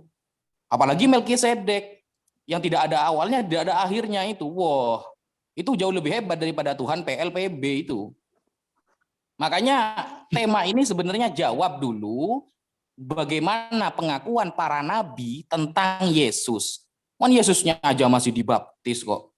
Masih dibaptis loh, seperti itu. Makanya ketika ada orang yang berzina dihadapkan kepada Yesus, Yesus tidak mau, merajam dia tidak mau. Kenapa? Karena dia merasa masih punya dosa. Kenapa? Karena Yesus waktu itu mengatakan hanya tidak berdosa yang bisa merajam. Waktu habis, Ustaz. Oke, langsung aja kita lempar ke pihak Kristen. Silakan, 6 menit. Ada pernyataan Bro Juma yang kita bahas hari ini adalah Alkitab bukan Quran. Ini bagi saya menegaskan bahwa nabi-nabi di dalam Quran memang tidak ada hubungan dengan nabi-nabi di dalam Alkitab. Terima kasih Bro Juma, kamu menegaskan hal itu. Kenapa saya katakan demikian? Karena di dalam Quran, setahu saya para nabi juga banyak. Ya, para nabi termasuk Nabi Yahya itu kalian klaim sebagai Yohanes. Maka dari tadi kita tanya sama kalian, apa sih nubuatan nabi-nabi di Quran itu tentang Isa yang kalian klaim sebagai Yesus? Ah, di situ. Tapi kalau kalian nggak mau bahas Quran, itu membuktikan bahwa Quran kalian itu lemah. Kami siap membahas Alkitab. Sebentar. Ini ke tema. Kembali ke tema aja dulu. Kalau dulu, sebentar. Saya punya kapasitas interupsi kalau lain dari tema. Seperti moderator di sana kemarin. Oke, siap. Lanjut. Begini. Tenang, kita nggak bakal kabur kayak kemarin. Tenang. Iya, Jangan lari dari tema. Timer di pause dulu. Timer, Pause dulu.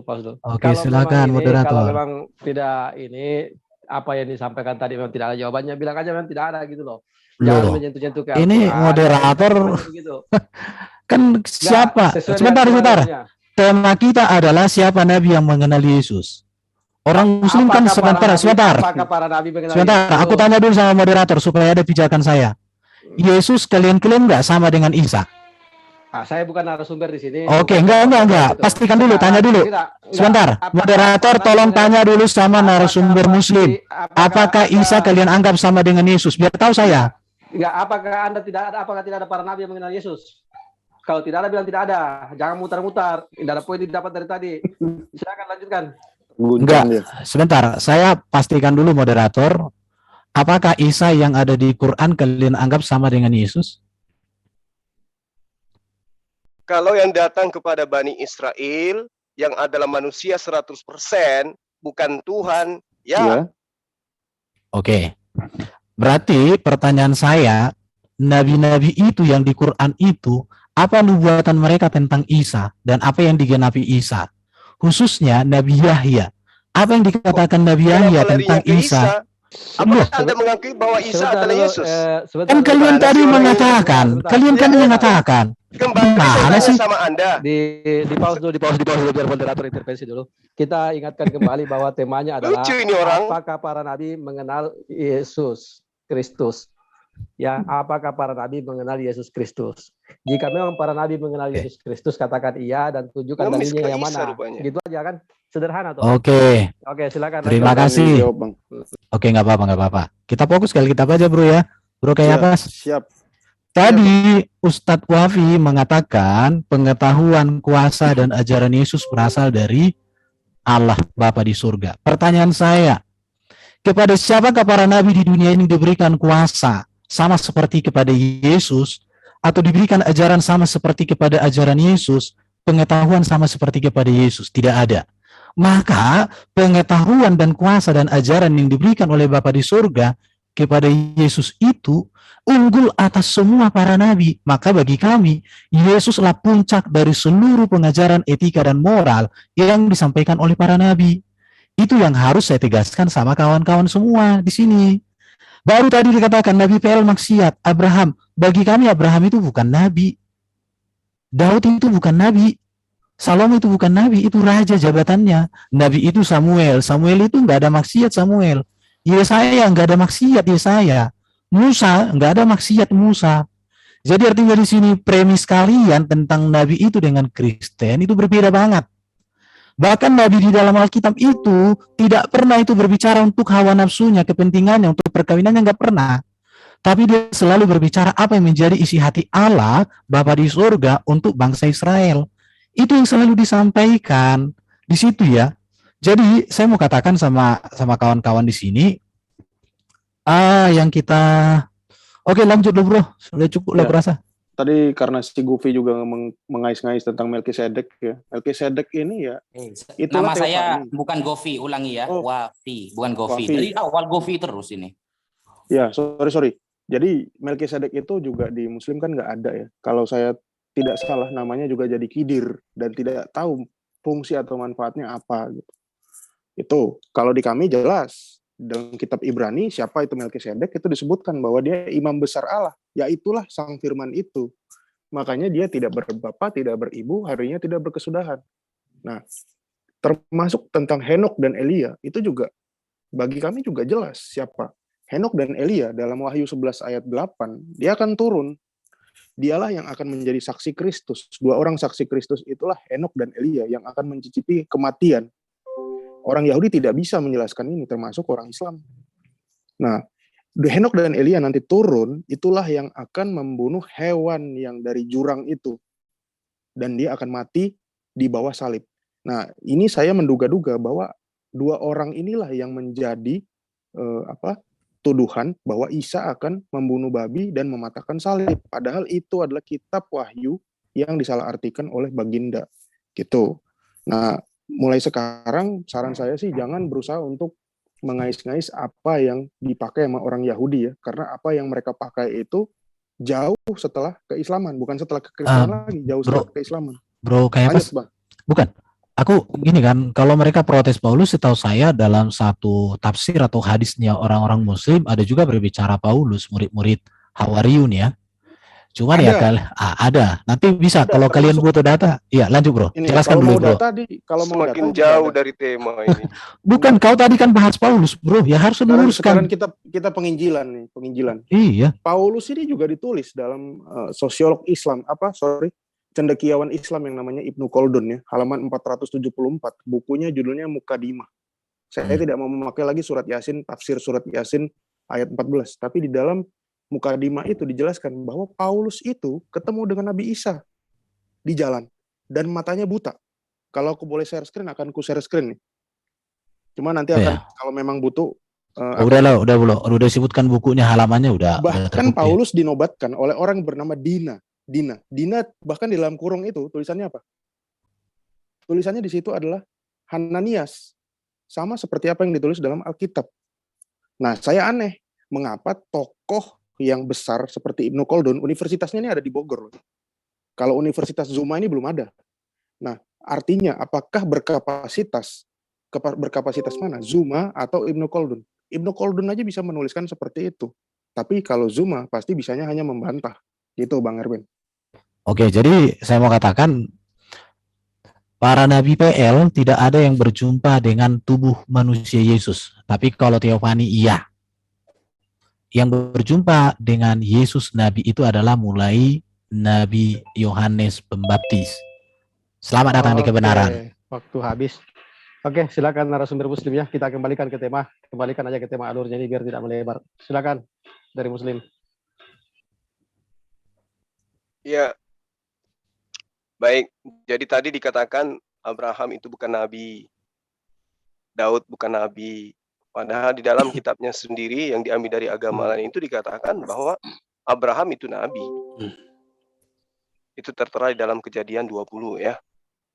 Bahwa dia adalah seorang nabi. Dia ketika berbicara mengenai istrinya dikatakan bahwa suaminya dia itu adalah nabi. Yang dimaksud di sini adalah suaminya Sarah.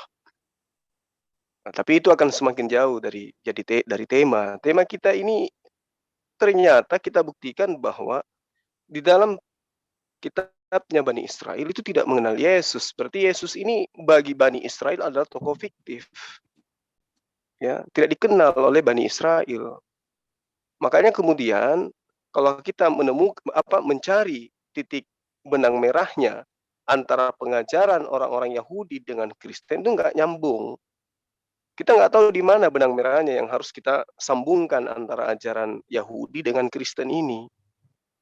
Nah, tadi dikatakan kenapa Al-Quran tidak sambungkan? Oh, nggak bisa begitu. Kami bukan orang yang mengambil kitabnya orang untuk kemudian dicocok-cocokkan kepada kitab kami. Nggak bisa. Karena kitab kami itu adalah kalamullah, bukan hasil tulisan dari wartawan lalu kemudian dibuatkan seperti clipping, bukan. Pahami itu, ya.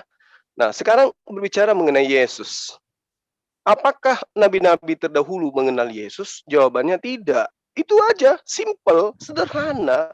Berarti Yesus ini adalah oknum yang dibuat untuk dijual ke Romawi, untuk dijual ke Yunani, untuk dijadikan sebagai anak dewa, anak Theos. Dan itu laris. Bahkan ajaran itu dijadikan sebagai agama resmi. Orang Yahudi tepuk tangan. Itu yang perlu Anda pahami. Makanya Kristen itu ya gemur gelombangnya datang ke negara kita ini bukan dari orang Yahudi yang ngajarin, tapi orang Barat. Kenapa? Karena konsep itu memang dari ahli kitab dijajakan kepada mereka yang tidak bersunat, kepada mereka yang suka makan babi, kepada mereka yang ibadahnya hari Minggu. Laris manis agama itu. Jadi kalau kita mencari, apakah ada nabi yang mengenal Yesus? Nggak ada. Karena Yesus itu adalah tokoh yang dibentuk untuk dijual kepada non-Yahudi. Dan itulah Anda. Silakan Dinda Wafi. Iya, sebenarnya Bismillahirrahmanirrahim, tema yang kita bahas itu intinya berarti kalau boleh saya simpulkan, jawaban dari Mas Erben dan Kaipas, tidak ada satupun semua nabi yang ada di PL itu mengetahui terhadap Yesus. Tidak ada yang tahu. Karena dari tadi lari kemana-mana, sampai lari ke surat Yasin lah, tafsiran surat Yasin, katanya Ibnu Khaldun. Itu kalau saya jawab nanti ditentang lagi itu. Padahal jawabannya itu, wah itu gampang sekali. Saya boleh share screen ya? Silakan, Izin silakan. share screen? Silakan. Ya. Adinda Wafi kalau membahas tentang bulus nggak usah, jangan terpancing. Enggak, Bang Zuma. Enggak. Ini Mereka saya orang cuma ini harus diajarin, ya betul. Iya. Nah, di bilangan 31 tadi katanya Musa, ya. Musa itu tidak berbuat dosa sama sekali. Ini Musa ini bertentangan dengan ajaran Yesus ini. Musa ini berperang ini, bahkan mengambil harta rampasan-rampasan dari perempuan-perempuan yang belum pernah bersetubuh dengan laki-laki. Apalagi Musa pernah membunuh. Nah, Musa pernah membunuh Moderator itu ini ada. lari dari tema apa enggak ini moderator? Tidak, karena kan menanggapi apa yang pernyataan tidak Anda ya. tadi. Iya. Pernyataan Anda tadi, ya. Mengatakan Ya, Musa bagus, tidak bagus, Ini bagus. menunjukkan kalau Musa tidak kenal sama Yesus. Kenapa? Ajarannya Musa dan Yesus berbeda. Musa berperang, Yesus kalau ditampar pipi kiri, kasih pipi kanan. Seperti itu. Ajaran yang dibawakan oleh Musa itu berbeda dengan Yesus. Menunjukkan Musa tidak kenal sama Yesus. Meskipun nanti di Matius dia bertemu, ya, bertemu dengan Yesus, itu tidak ada pengakuan bahwa Musa ini pernah menceritakan Yesus akan jadi Tuhan, tidak ada begitu. Nah, jadi ajaran yang ada di Musa, bahkan Bapa Allah di dalam Imamat 4, ya, itu dalam satu perikop itu kan menjelaskan, dikasih tahu tata cara penghapusan dosa itu, penembus dosa dengan menggunakan domba. Kalau domba harus dengan domba perempuan. Tapi bagaimana ajaran Yesus? Yesus adalah domba anak Allah di Yohanes 1:29. Domba anak Allah yang akan menghapus dosa. Ini kan berbeda ajarannya. Cara-caranya berbeda. Masa kita akan mengatakan Yesus itu domba jantan, sedangkan ajaran Bapa Allah yang di imamat itu adalah domba betina. Kan seperti itu. Jadi semua ajaran yang ada pada Bapa Allah yang diberikan kepada Musa itu berbeda dengan ajaran PB yang dibawakan oleh Yesus, baik masalah penghapusan dosa ataupun yang lain. Itu menunjukkan Musa tidak kenal sama Yesus, dan Musa juga memiliki Tuhan sendiri lain. Karena masa Yesus lupa dengan perjanjian dulu dengan Musa, kamu begini, kamu begitu. Nah, ternyata semuanya berbeda. Nah, itu menunjukkan berarti tidak ada berarti ya. Kesimpulannya ada. Para nabi yang kenal dengan Yesus tidak ada itu. Ya, mungkin seperti itu dulu. Monggo, Bang Zuma dilanjut. Ya, terus kemudian ketika Anda mengatakan Daud bukan nabi, kitab Anda mengatakan Daud itu nabi. Ya, mana yang benar, Anda atau kitab Anda? Ya, harusnya Anda yang menjadi penulis kitab. Jangan Lukas. Karena Lukas mengatakan Daud itu nabi. Gitu loh Saudara Cepas. Lantik aja si Saudara Erben ini jadi pengarang kitab. Karena kitab Anda saja dibantah. Kisah Para Rasul 2 nomor 30, Daud adalah seorang nabi. Kayak mana itu? Jauh dari tema. Betul. Temanya dong, kembali ke tema dong. Oke, waktu habis. Silakan aja, langsung aja lempar ke pihak Kristen. Saya tidak intervensi di sini. Silakan aja, langsung. Oke, boleh share screen nggak?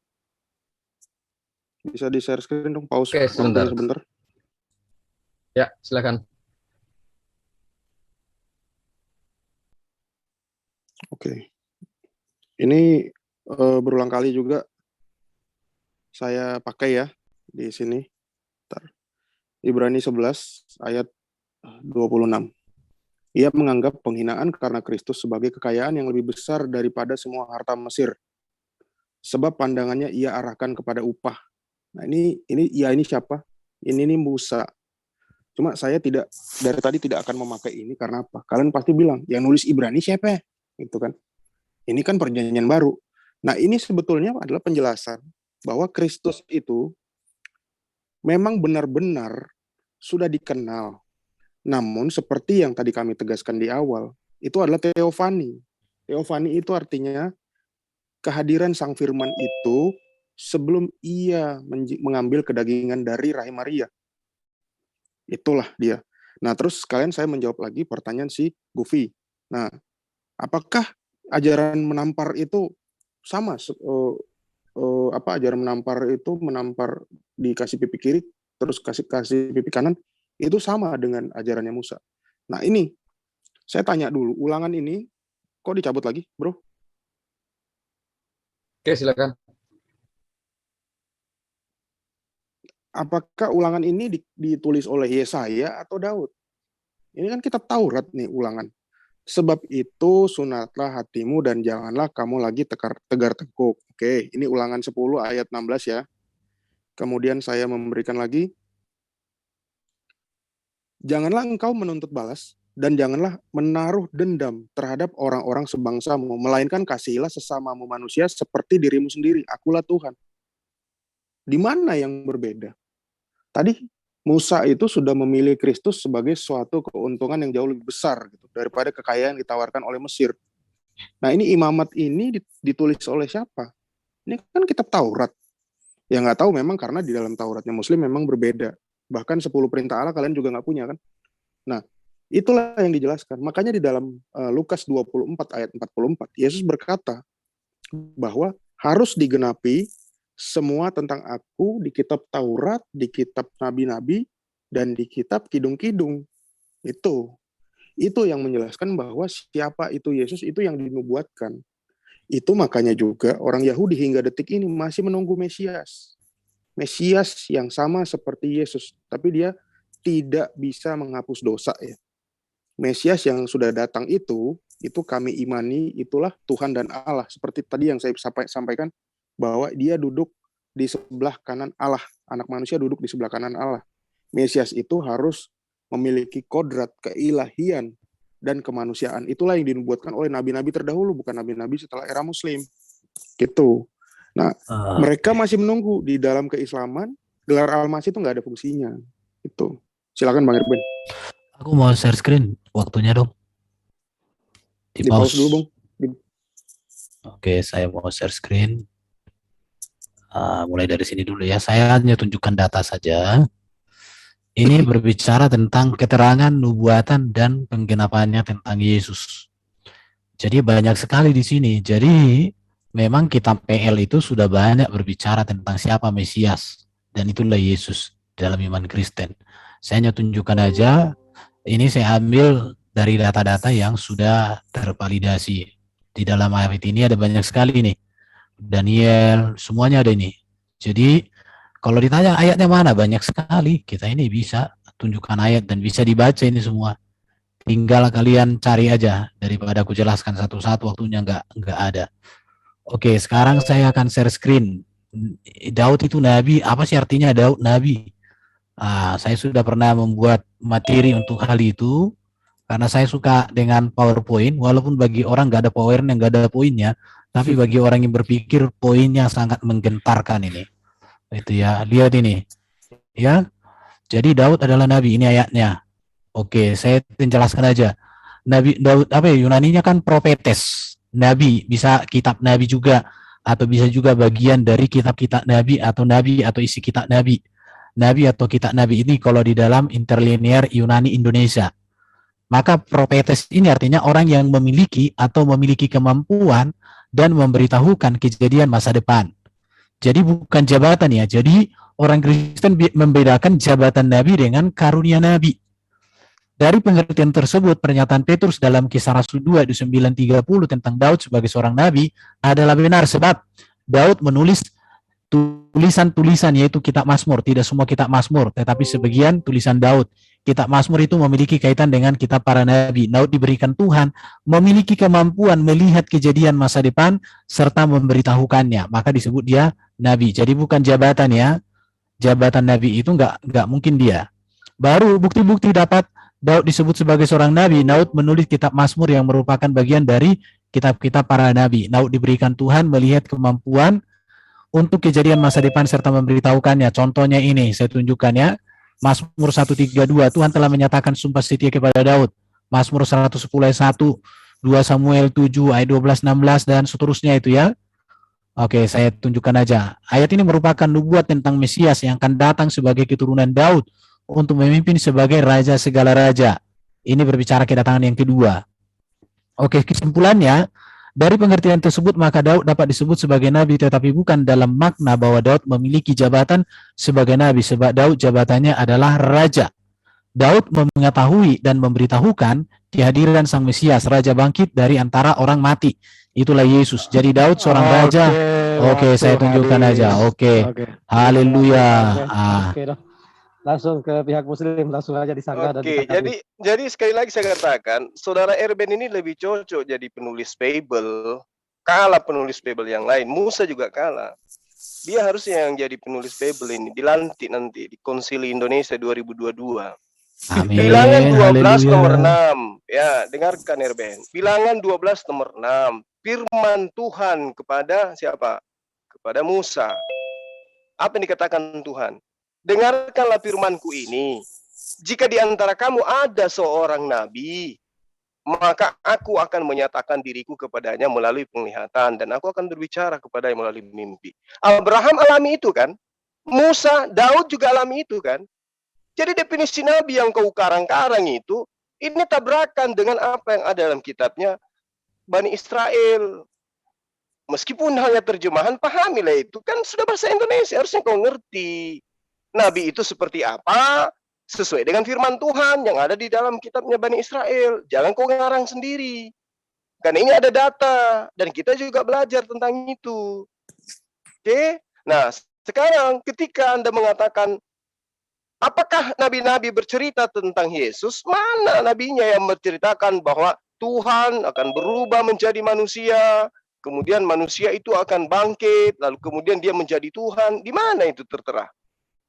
Nabi mana yang menceritakan itu? Jangan-jangan Nabi Luga lagi. Jadi kita belum menemukan poin itu.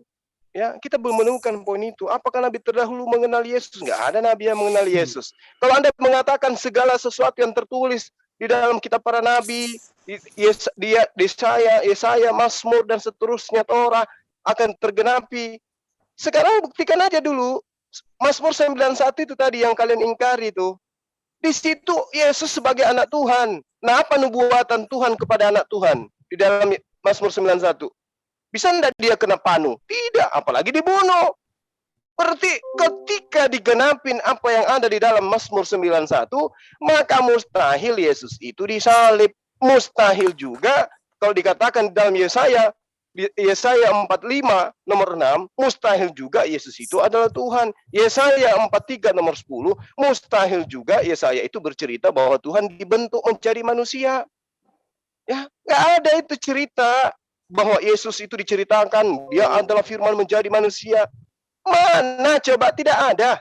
Yesaya 55 nomor 11 malah menerangkan ketika Tuhan menghendaki sesuatu, maka firman keluar dari mulutnya. Bukan firman itu keluar dari mulut vagina, bukan, tapi dari mulut Tuhan.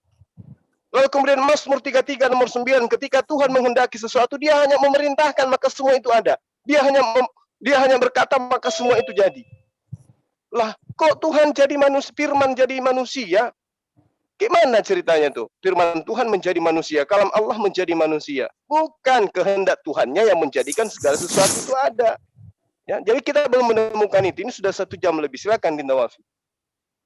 Ya, bismillahirrahmanirrahim. Jadi sebenarnya saya masih bingung dengan jawaban kalian ini.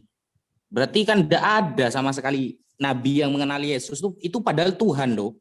Tuhan yang katanya dinubuatkan akan turun ke bumi, ternyata tidak ada yang menceritakannya.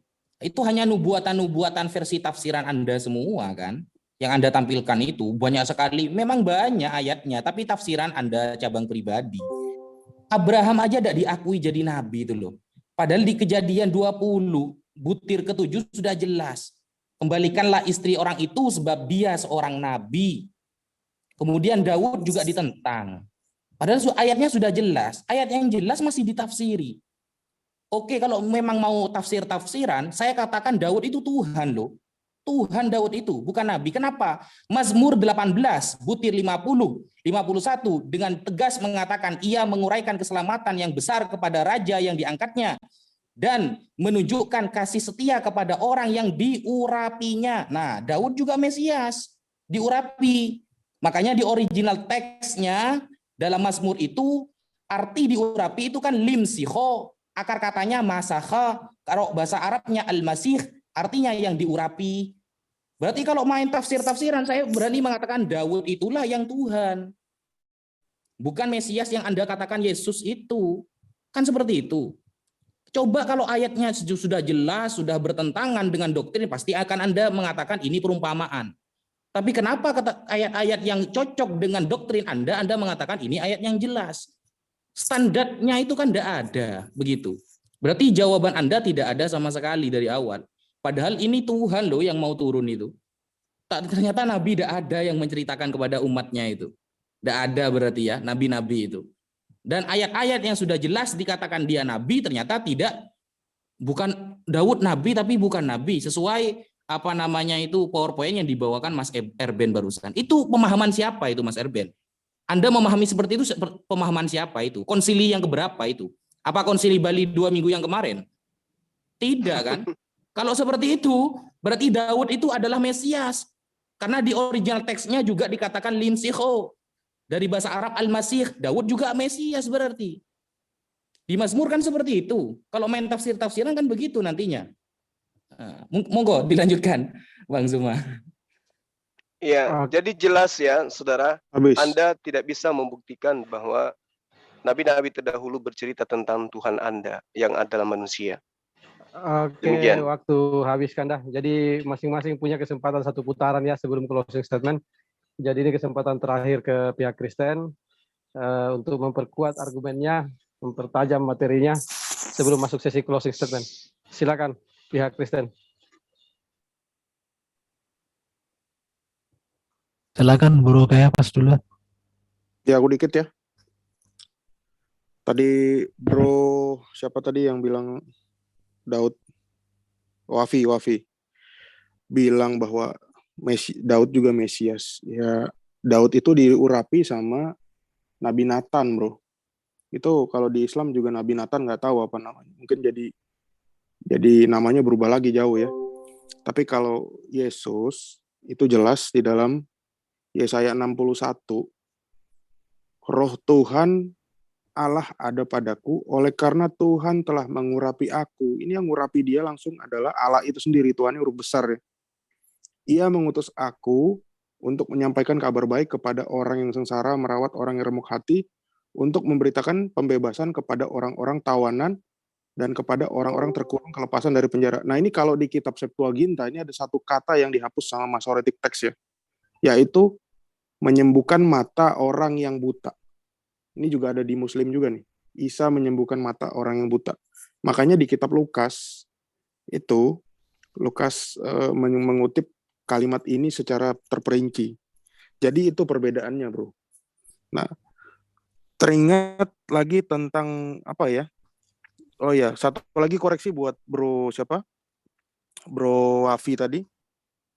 Yohanes itu adalah sepupu Yesus ya. Bukan muridnya. Tadi Bro salah ucap itu. Udah Bang Erben dilanjutkan, aku sih itu aja ya, karena kita berusaha menggali topik yang lebih dalam. Mereka hanya berkutat di dalam kitab-kitab kita saja, tidak berani mengutip dari kitab mereka, Bang. Lanjut, Bang. Ya nggak apa-apa Bro, karena memang tidak ada nabi di kitab mereka yang mengenal Yesus atau menubuatkan Yesus. Jadi tidak apa-apa, wajar itu mereka tidak mau membahas itu.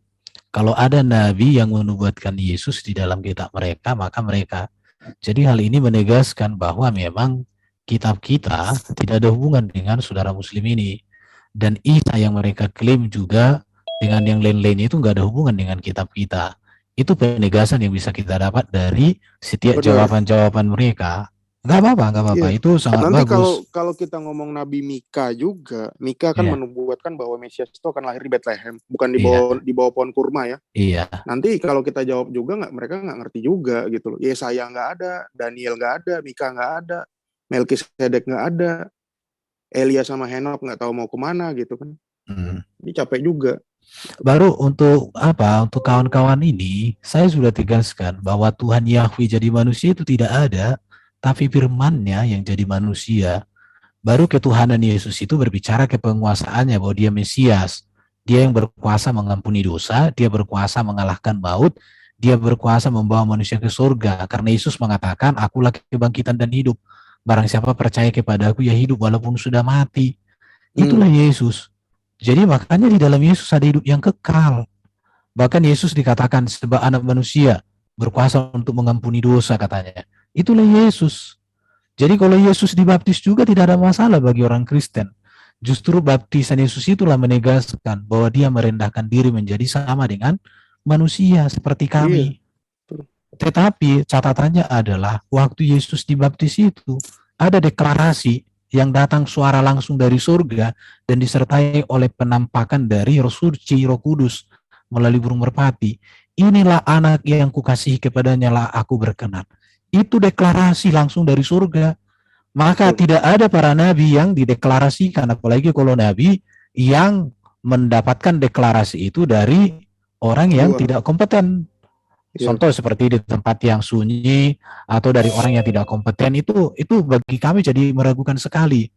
Jadi mau saya katakan gini ya, Yesus itu Tuhan, yes. Artinya apa? Dia berkuasa di bumi, di surga.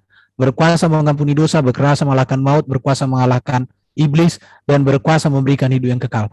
Dan kekuasaan Yesus ini adalah dari Bapa di surga, yang darinya dia berasal. Karena Yesus mengatakan, aku datang dan keluar dari Bapa. Hanya satu-satunya Yesus yang datang dan keluar dari Bapa. Yang lain itu hasil biologis, kecuali Adam. Adam itu dibentuk dari debu tanah, diciptakan, dibentuk, diberikan hidup. Kalau Hawa dari tulang rusuk, bukan dari berbagai jenis tanah ya. Beda lagi nanti. Karena Adam di dalam Alkitab itu bukan diutus malaikat naik turun dari langit ke bumi untuk ambil tanah, ditolak berapa kali, kemudian yang terakhir berhasil. Gak ada kayak gitu.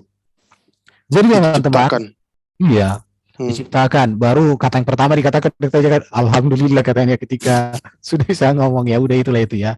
Jadi teman-teman muslim, jangan lagi ragu kalian untuk mengakui bahwa Yesus itu adalah juru selamat yang datang dari surga, yang sudah ditetapkan Allah bahwa di dalam dia, melalui dialah seluruh perkenanan Allah untuk mengampuni, menebus, menyelamatkan nyata. Tidak ada kami mengatakan bahwa Yesus Bapa itu sendiri, enggak ada. Firman-Nya Bapa itu sendiri, maka dia katakan ilahi. Karena dia lahirkan dari wanita perawan Maria, maka dia adalah manusia, insani. Tetapi dia manusia yang sempurna, yang enggak ada dosanya sama sekali, bro. Di situ dia katakan, bahkan kalau Isa sama dengan Yesus, aku pernah baca di kitab-kitab kalian itu, sesungguhnya semua manusia yang dilahirkan oleh manusia telah dijamah oleh setan, kecuali Isa kita dijamah iblis, kecuali Isa putra Maryam, katanya gitu. Jadi sebenarnya kalau kalian menghina Yesus, kalian harus menghapus dulu itu ayat-ayat itu. Baru Yesus terkemuka di bumi di surga mulia. Kalian hapus dulu itu kalau kalian berani menghina Yesus. Itulah kira-kira dulu dari saya. Selamat datang di kebenaran. Waktu habis. Jadi ini kesempatan terakhir kepada pihak Muslim untuk memberikan sanggahan dan tanggapan ya sebelum masuk sesi closing statement. Silakan dari pihak Muslim. Iya, jadi memang kalau kita berbicara mengenai Nabi Isa alaihissalam, beliau adalah manusia suci. Tapi ketika kita berbicara mengenai Yesus, dia adalah manusia yang terkutuk di dalam kitabnya Kristen. Isa manusia yang mulia, manusia yang suci di kitabnya Islam. Di kitabnya Kristen, Yesus manusia terkutuk. Itu nggak bisa dipungkiri itu. Nah, lalu kemudian saudara Ebel mengatakan, satu-satunya yang keluar dari aku, satu-satunya apa, Yesus satu-satunya yang keluar dari Bapa. Anda ini bertahun-tahun, berpuluh tahun belajar sampai sekolah tinggi itu belajar apa sebenarnya? Matius 4 nomor 4. Yesus sendiri yang mengatakan, ada tertulis manusia bukan dari roti saja, tetapi dari setiap firman yang keluar dari mulut Allah. Jadi semua manusia ini keluar dari mulut Allah, keluar dari Allah. Atau Anda mengatakan Yesus bukan keluar dari mulut, tapi dari bawah. Yesus dari mulut kan? Iya kan? Apa buktinya? Gabriel datang kepada Maria. Tuhan ingin engkau hamil. Itu firman yang keluar dari mulut Allah. Sesuai dengan Yesaya 55 nomor 11. Mazmur 33 nomor 9. Aku menginginkan Maria perawan itu hamil dan melahirkan manusia bernama Yesus. Sudah selesai. Berarti Yesus sama dengan manusia yang lain. Berasal keluar dari firman Tuhan. Ya, jadi berhenti mengatakan bahwa Yesus itu satu-satunya firman yang keluar. Percuma juga kau bilang itu keluar satu-satunya dari Tuhan, tapi ternyata di kitab Anda itu dia manusia terkutuk. Bahkan Paulus pun menghinanya, ya kan? Nah, kalau Anda ingin bercerita tentang adakah nabi yang bercerita tentang Yesus, ya Anda harusnya mengatakan ada Nabi Paulus. Ini yang saya tunggu dari tadi. Kenapa Anda nggak berani mengatakan Nabi Paulus? Bukankah di dalam kitab Anda dikatakan Paulus itu nabi, Saulus itu nabi? Katakan aja dia itu adalah nabi. Lagian di dalam Bilangan 12 yang saya katakan tadi, nomor 6, jika ada di tengahmu seorang nabi, aku akan berkata menyatakan diri kepadanya. Apakah Paulus itu menuliskan bukan karena firman Tuhan? Bukan karena dari Tuhan yang dia tulis itu? Lukas, ya, bilang aja kalian itu punya nabi, Lukas, Markus, Paulus, itulah nabi-nabi kalian. Nah, sesi berikutnya kita akan buktikan apakah betul mereka ini nabi Tuhan atau nabi palsu, kan gitu. Akui penulis kitab kanonik itu nabi yang menceritakan tentang Tuhan kalian yang datang dalam rupa manusia, mati dibunuh manusia. Akui itu. Karena kalau kalian mencari di perjanjian lama kitabnya Bani Israel, tidak akan Anda temukan.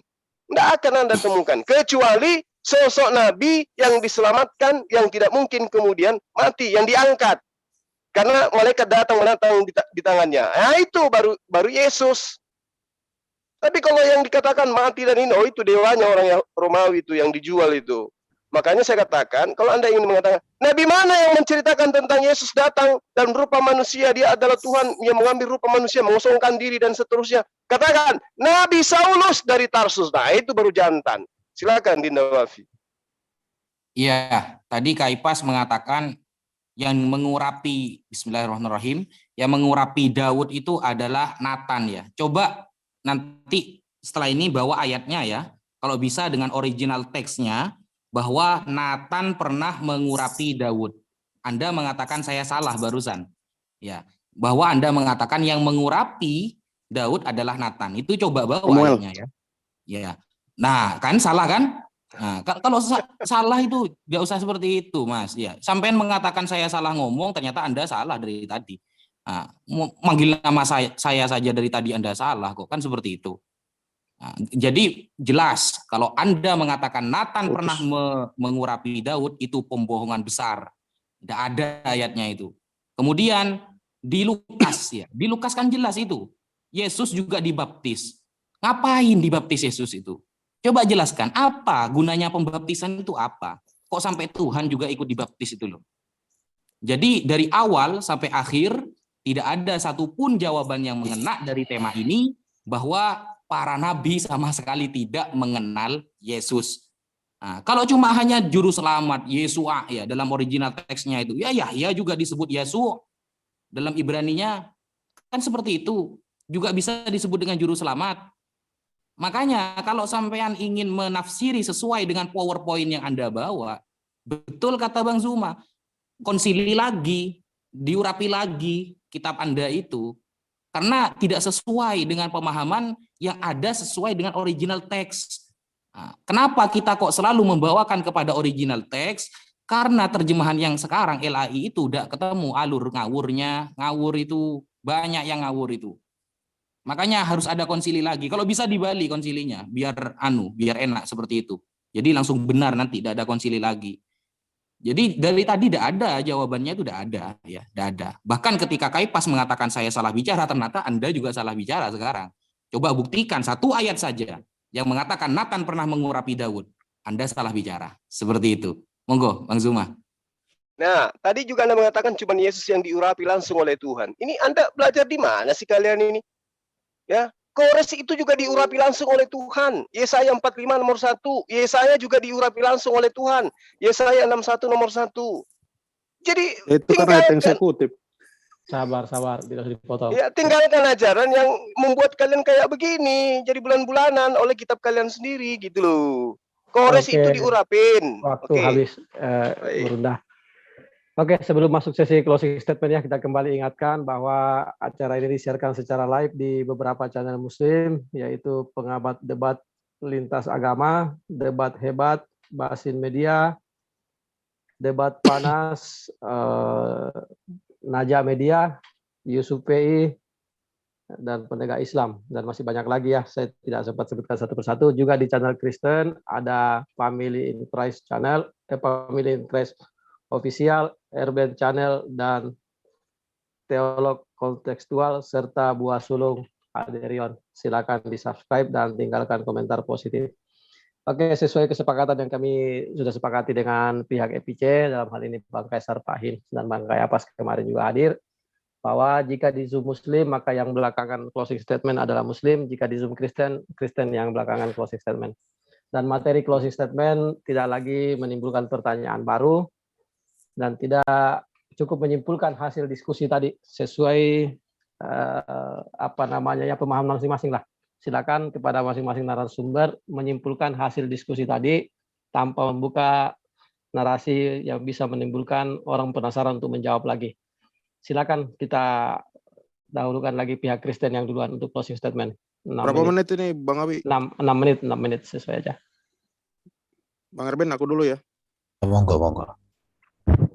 Ya, terima kasih atas waktunya teman-teman Muslim ya.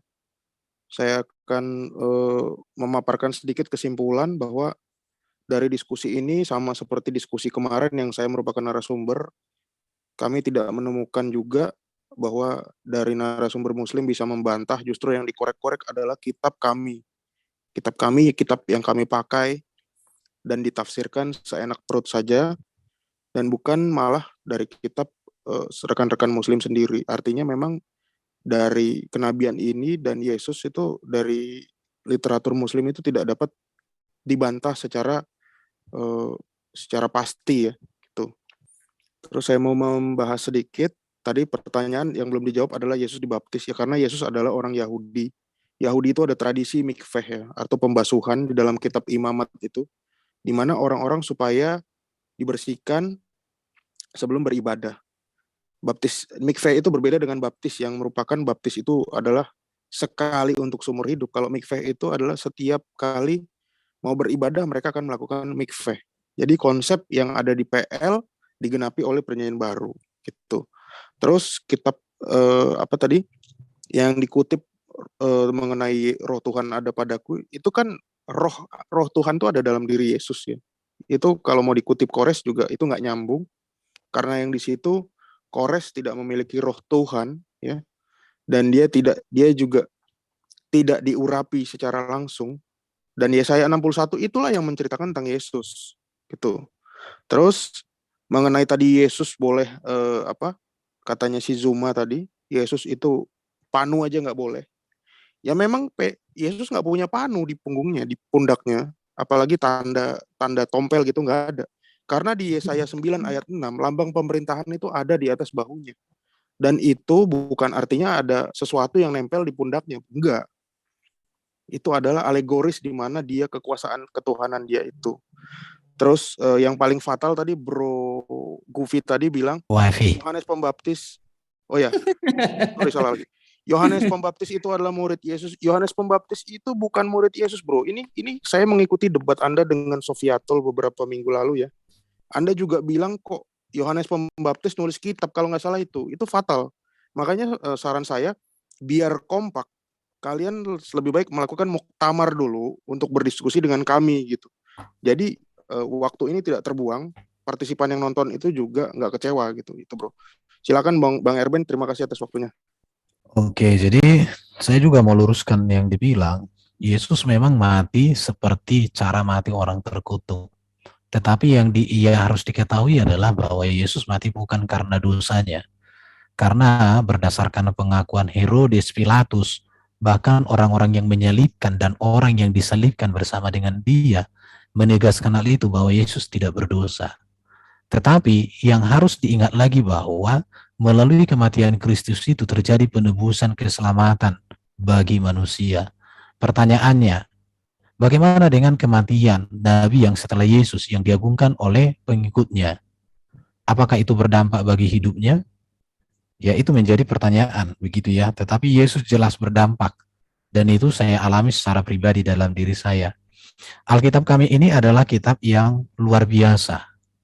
Saya katakan kitab paling sempurna di dunia. Kenapa? Karena bisa dibuktikan dari sejarah. Beda dengan kitab yang lain, kalau dibandingkan dengan sejarah nggak bisa ngapa-ngapain. Tetapi kalau orang katakan kitab kita ini ngaur, ada tadi mengatakan kita ngaur, menurut saya karena nggak sampai ke sana ilmunya. Baru tadi kalau dikatakan kami tidak menjawab, sebenarnya kami sudah jawab semua. Cuma jawaban kami itu tidak sesuai dengan apa yang kalian inginkan. Karena kalian menginginkan kami menjawab seperti keinginan kalian. Sementara pertanyaan kami, kalian tidak ada jawab dan tidak mau kalian untuk menjawab atau mengangkat kitab kalian sendiri. Saya juga heran dengan kalian. Seharusnya kan kitab yang detail dan sempurna itu beranilah kalian bawa di sini untuk kita tanya. Tetapi dari tadi kalian bilang malah kita nggak bahas Quran, kita bahas Alkitab. Ya terima kasih, saya harus menegaskan, berarti para nabi tidak ada di dalam Quran. Dan saya bersyukur akan hal itu supaya menegaskan bahwa memang Quran ini bagi saya berarti kitab yang datang sekitar 600 tahun setelah Yesus dan tidak ada hubungan dengan Yesus, dan ribuan tahun setelah Musa, atau komplit lah 600 tahun setelah kitab PL dan PB komplit. Dan saya menghargai bahwa ini kitab berasal dari Allah yang baru, Nabi yang baru, malaikat yang baru, dengan ajaran yang baru. Dan mulai hari ini kalian gak usah hubung-hubungkan lagi kitab Quran dengan kitab kami. Biarlah Quran berdiri sendiri, tetapi kalau mau berdiri dengan hadis ya silahkan ya.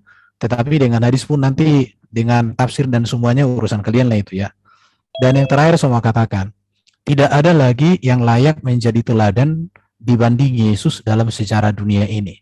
Dia datang dari surga, hidup di dunia dengan sempurna, seluruh karyanya, ajarannya menjadi teladan patokan untuk semua hal yang baik dan yang benar, dan dia sekarang sudah di surga menyediakan tempat bagi orang yang percaya, dan dia datang nanti di akhir zaman menjadi raja segala raja, hakim yang adil di dalam kerajaan surga, di mana kami hidup seperti malaikat, tidak ada pesta yang lain-lain di sana. Jadi untuk semua para pemirsa, jangan ragu lagi untuk percaya kepada Yesus, karena tidak ada lagi teladan yang lebih tinggi, lebih agung, lebih benar daripada Yesus itu sendiri. Terima kasih. Oke, amin. Terima kasih Bang Erben, tepat waktu. Oke, silakan langsung aja closing statement dari pihak Muslim. Iya, baik. Jadi kalau Al-Quran tidak menceritakan tentang Yesus, ya wajar. Perjanjian Lama juga nggak menceritakan tentang Yesus kok. Dari tadi sejam, hampir 2 jam, nggak ada cerita tentang Yesus di dalam Perjanjian Lama. Itu yang pertama. Kemudian yang kedua, ketika Anda mengatakan Yesus itu tidak kena panu, ya minimal Anda jelaskan bahwa Yesus itu di dalam kitab Anda, pada pahanya ada tato. Iya kan? Yesus itu kan bertato. Wahyu 19 nomor 16. Pada pahanya tertulis suatu nama, yaitu Raja segala raja dan Tuhan di atas segala Tuhan. Tuhan bertato, gimana sih? Nah ini yang kita cari. Kalau memang ada cerita seperti itu, ada dong Nabi yang mengatakan bahwa akan datang Tuhan yang pada pahanya ada tato. Kan begitu kawan. Ya, jadi kalau Anda mengatakan tidak ada tertulis tentang Yesus di kitab kami, ya nggak masalah. Emang Al-Quran itu tidak tergantung dari kitab Anda, tidak sama seperti kitab Anda tergantung kepada kitabnya Bani Israel. Sementara Bani Israel tidak mengakui kitab Anda, kan begitu ceritanya. Kalau Bani Israel tidak mengenal, tidak mengakui Al-Quran, ya wajar. Karena memang kami tidak mengatakan bahwa Al-Quran itu adalah perjanjian baru dan kitab mereka adalah perjanjian lama. Dan satu hal yang perlu kalian paham ya, orang-orang Yahudi tidak percaya bahwa Yesus itu adalah ilahi, tidak percaya bahwa Yesus itu adalah putra Tuhan atau Mesias. Itu yang perlu Anda pahami. Masih mending kami Islam masih percaya kepada sosok yang datang kepada Bani Israel yang disebut dengan Al-Masih itu. Masih mending. Orang Yahudi yang kalian ambil kitabnya, tidak peduli dia. Mengatakan Yesus putra Tuhan aja kagak. Menurut kitab Yahudi, sebelum kedatangan Mesias, akan ada perang dan penderitaan besar. Yeskiel 38 nomor 16. Setelah itu Mesias akan membawa penebusan politik dan spiritual dengan membawa semua orang Yahudi kembali kepada Israel, memulihkan Yerusalem. Itu Yesaya 11 nomor 11 sampai nomor 12, Yeremia 23 nomor 8 dan seterusnya.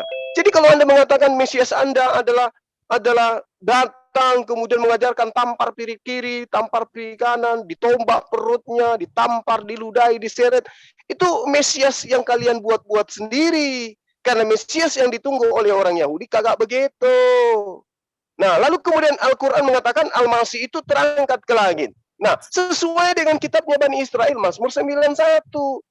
Dia dipanjangkan umurnya, diangkat, dia menonton orang-orang yang menganiayanya. Malaikat menatang malaikat menatang dia di atas tangannya. Itu sesuai dengan Al-Quran. Lalu kemudian Al-Quran mengatakan orang-orang itu berselisih paham tentang Nabi Isa. Terbukti di Kisah Para Rasul 29 nomor 15 ya. Di situ diterangkan bahwa Paulus dan orang-orang Yahudi bertentangan tentang seseorang yang bernama Yesus. Ada yang mengatakan masih hidup, ada yang mengatakan masih sudah mati. Jadi Al-Quran itu tidak pernah keliru. Kalau Anda membahas Al-Quran tentang Nabi, kalau Anda ingin kali menggunakan Al-Quran, Nabi yang dimaksud yang datang kepada Bani Israel itu hanya sebagai hamba Allah yang diberi kepada dia sebagai tanda kenabian. Itu aja. Itu aja yang ada dalam kitab kami. Ya, silakan Adi Nawafi. Iya, alhamdulillah diskusi pada malam hari ini sudah selesai. Berarti kita sudah bisa mendengar tidak ada satupun jawaban dari nabi-nabi PL yang kenal dengan Yesus. Apalagi Quran. Oh, Nabi PL aja tidak kenal sama Yesus, apalagi Quran. Makanya ajaran-ajaran yang ada di PL, kenapa berbeda dengan ajaran yang ada di PB? Karena memang Tuhannya aja berbeda.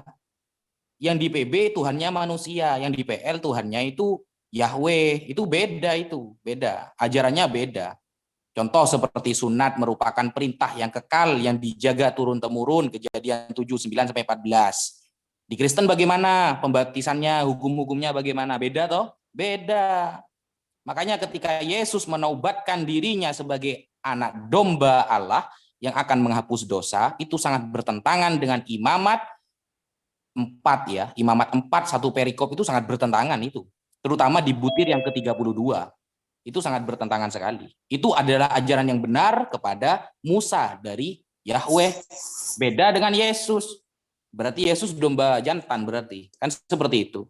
Jadi ketika ajaran-ajaran itu sudah berbeda, lalu kalau kita menanyakan kepada orang-orang Bani Israel atau orang Yahudi yang memiliki kitab tersebut dan ahli-ahli kitab tersebut, kita lihat di Sefaria.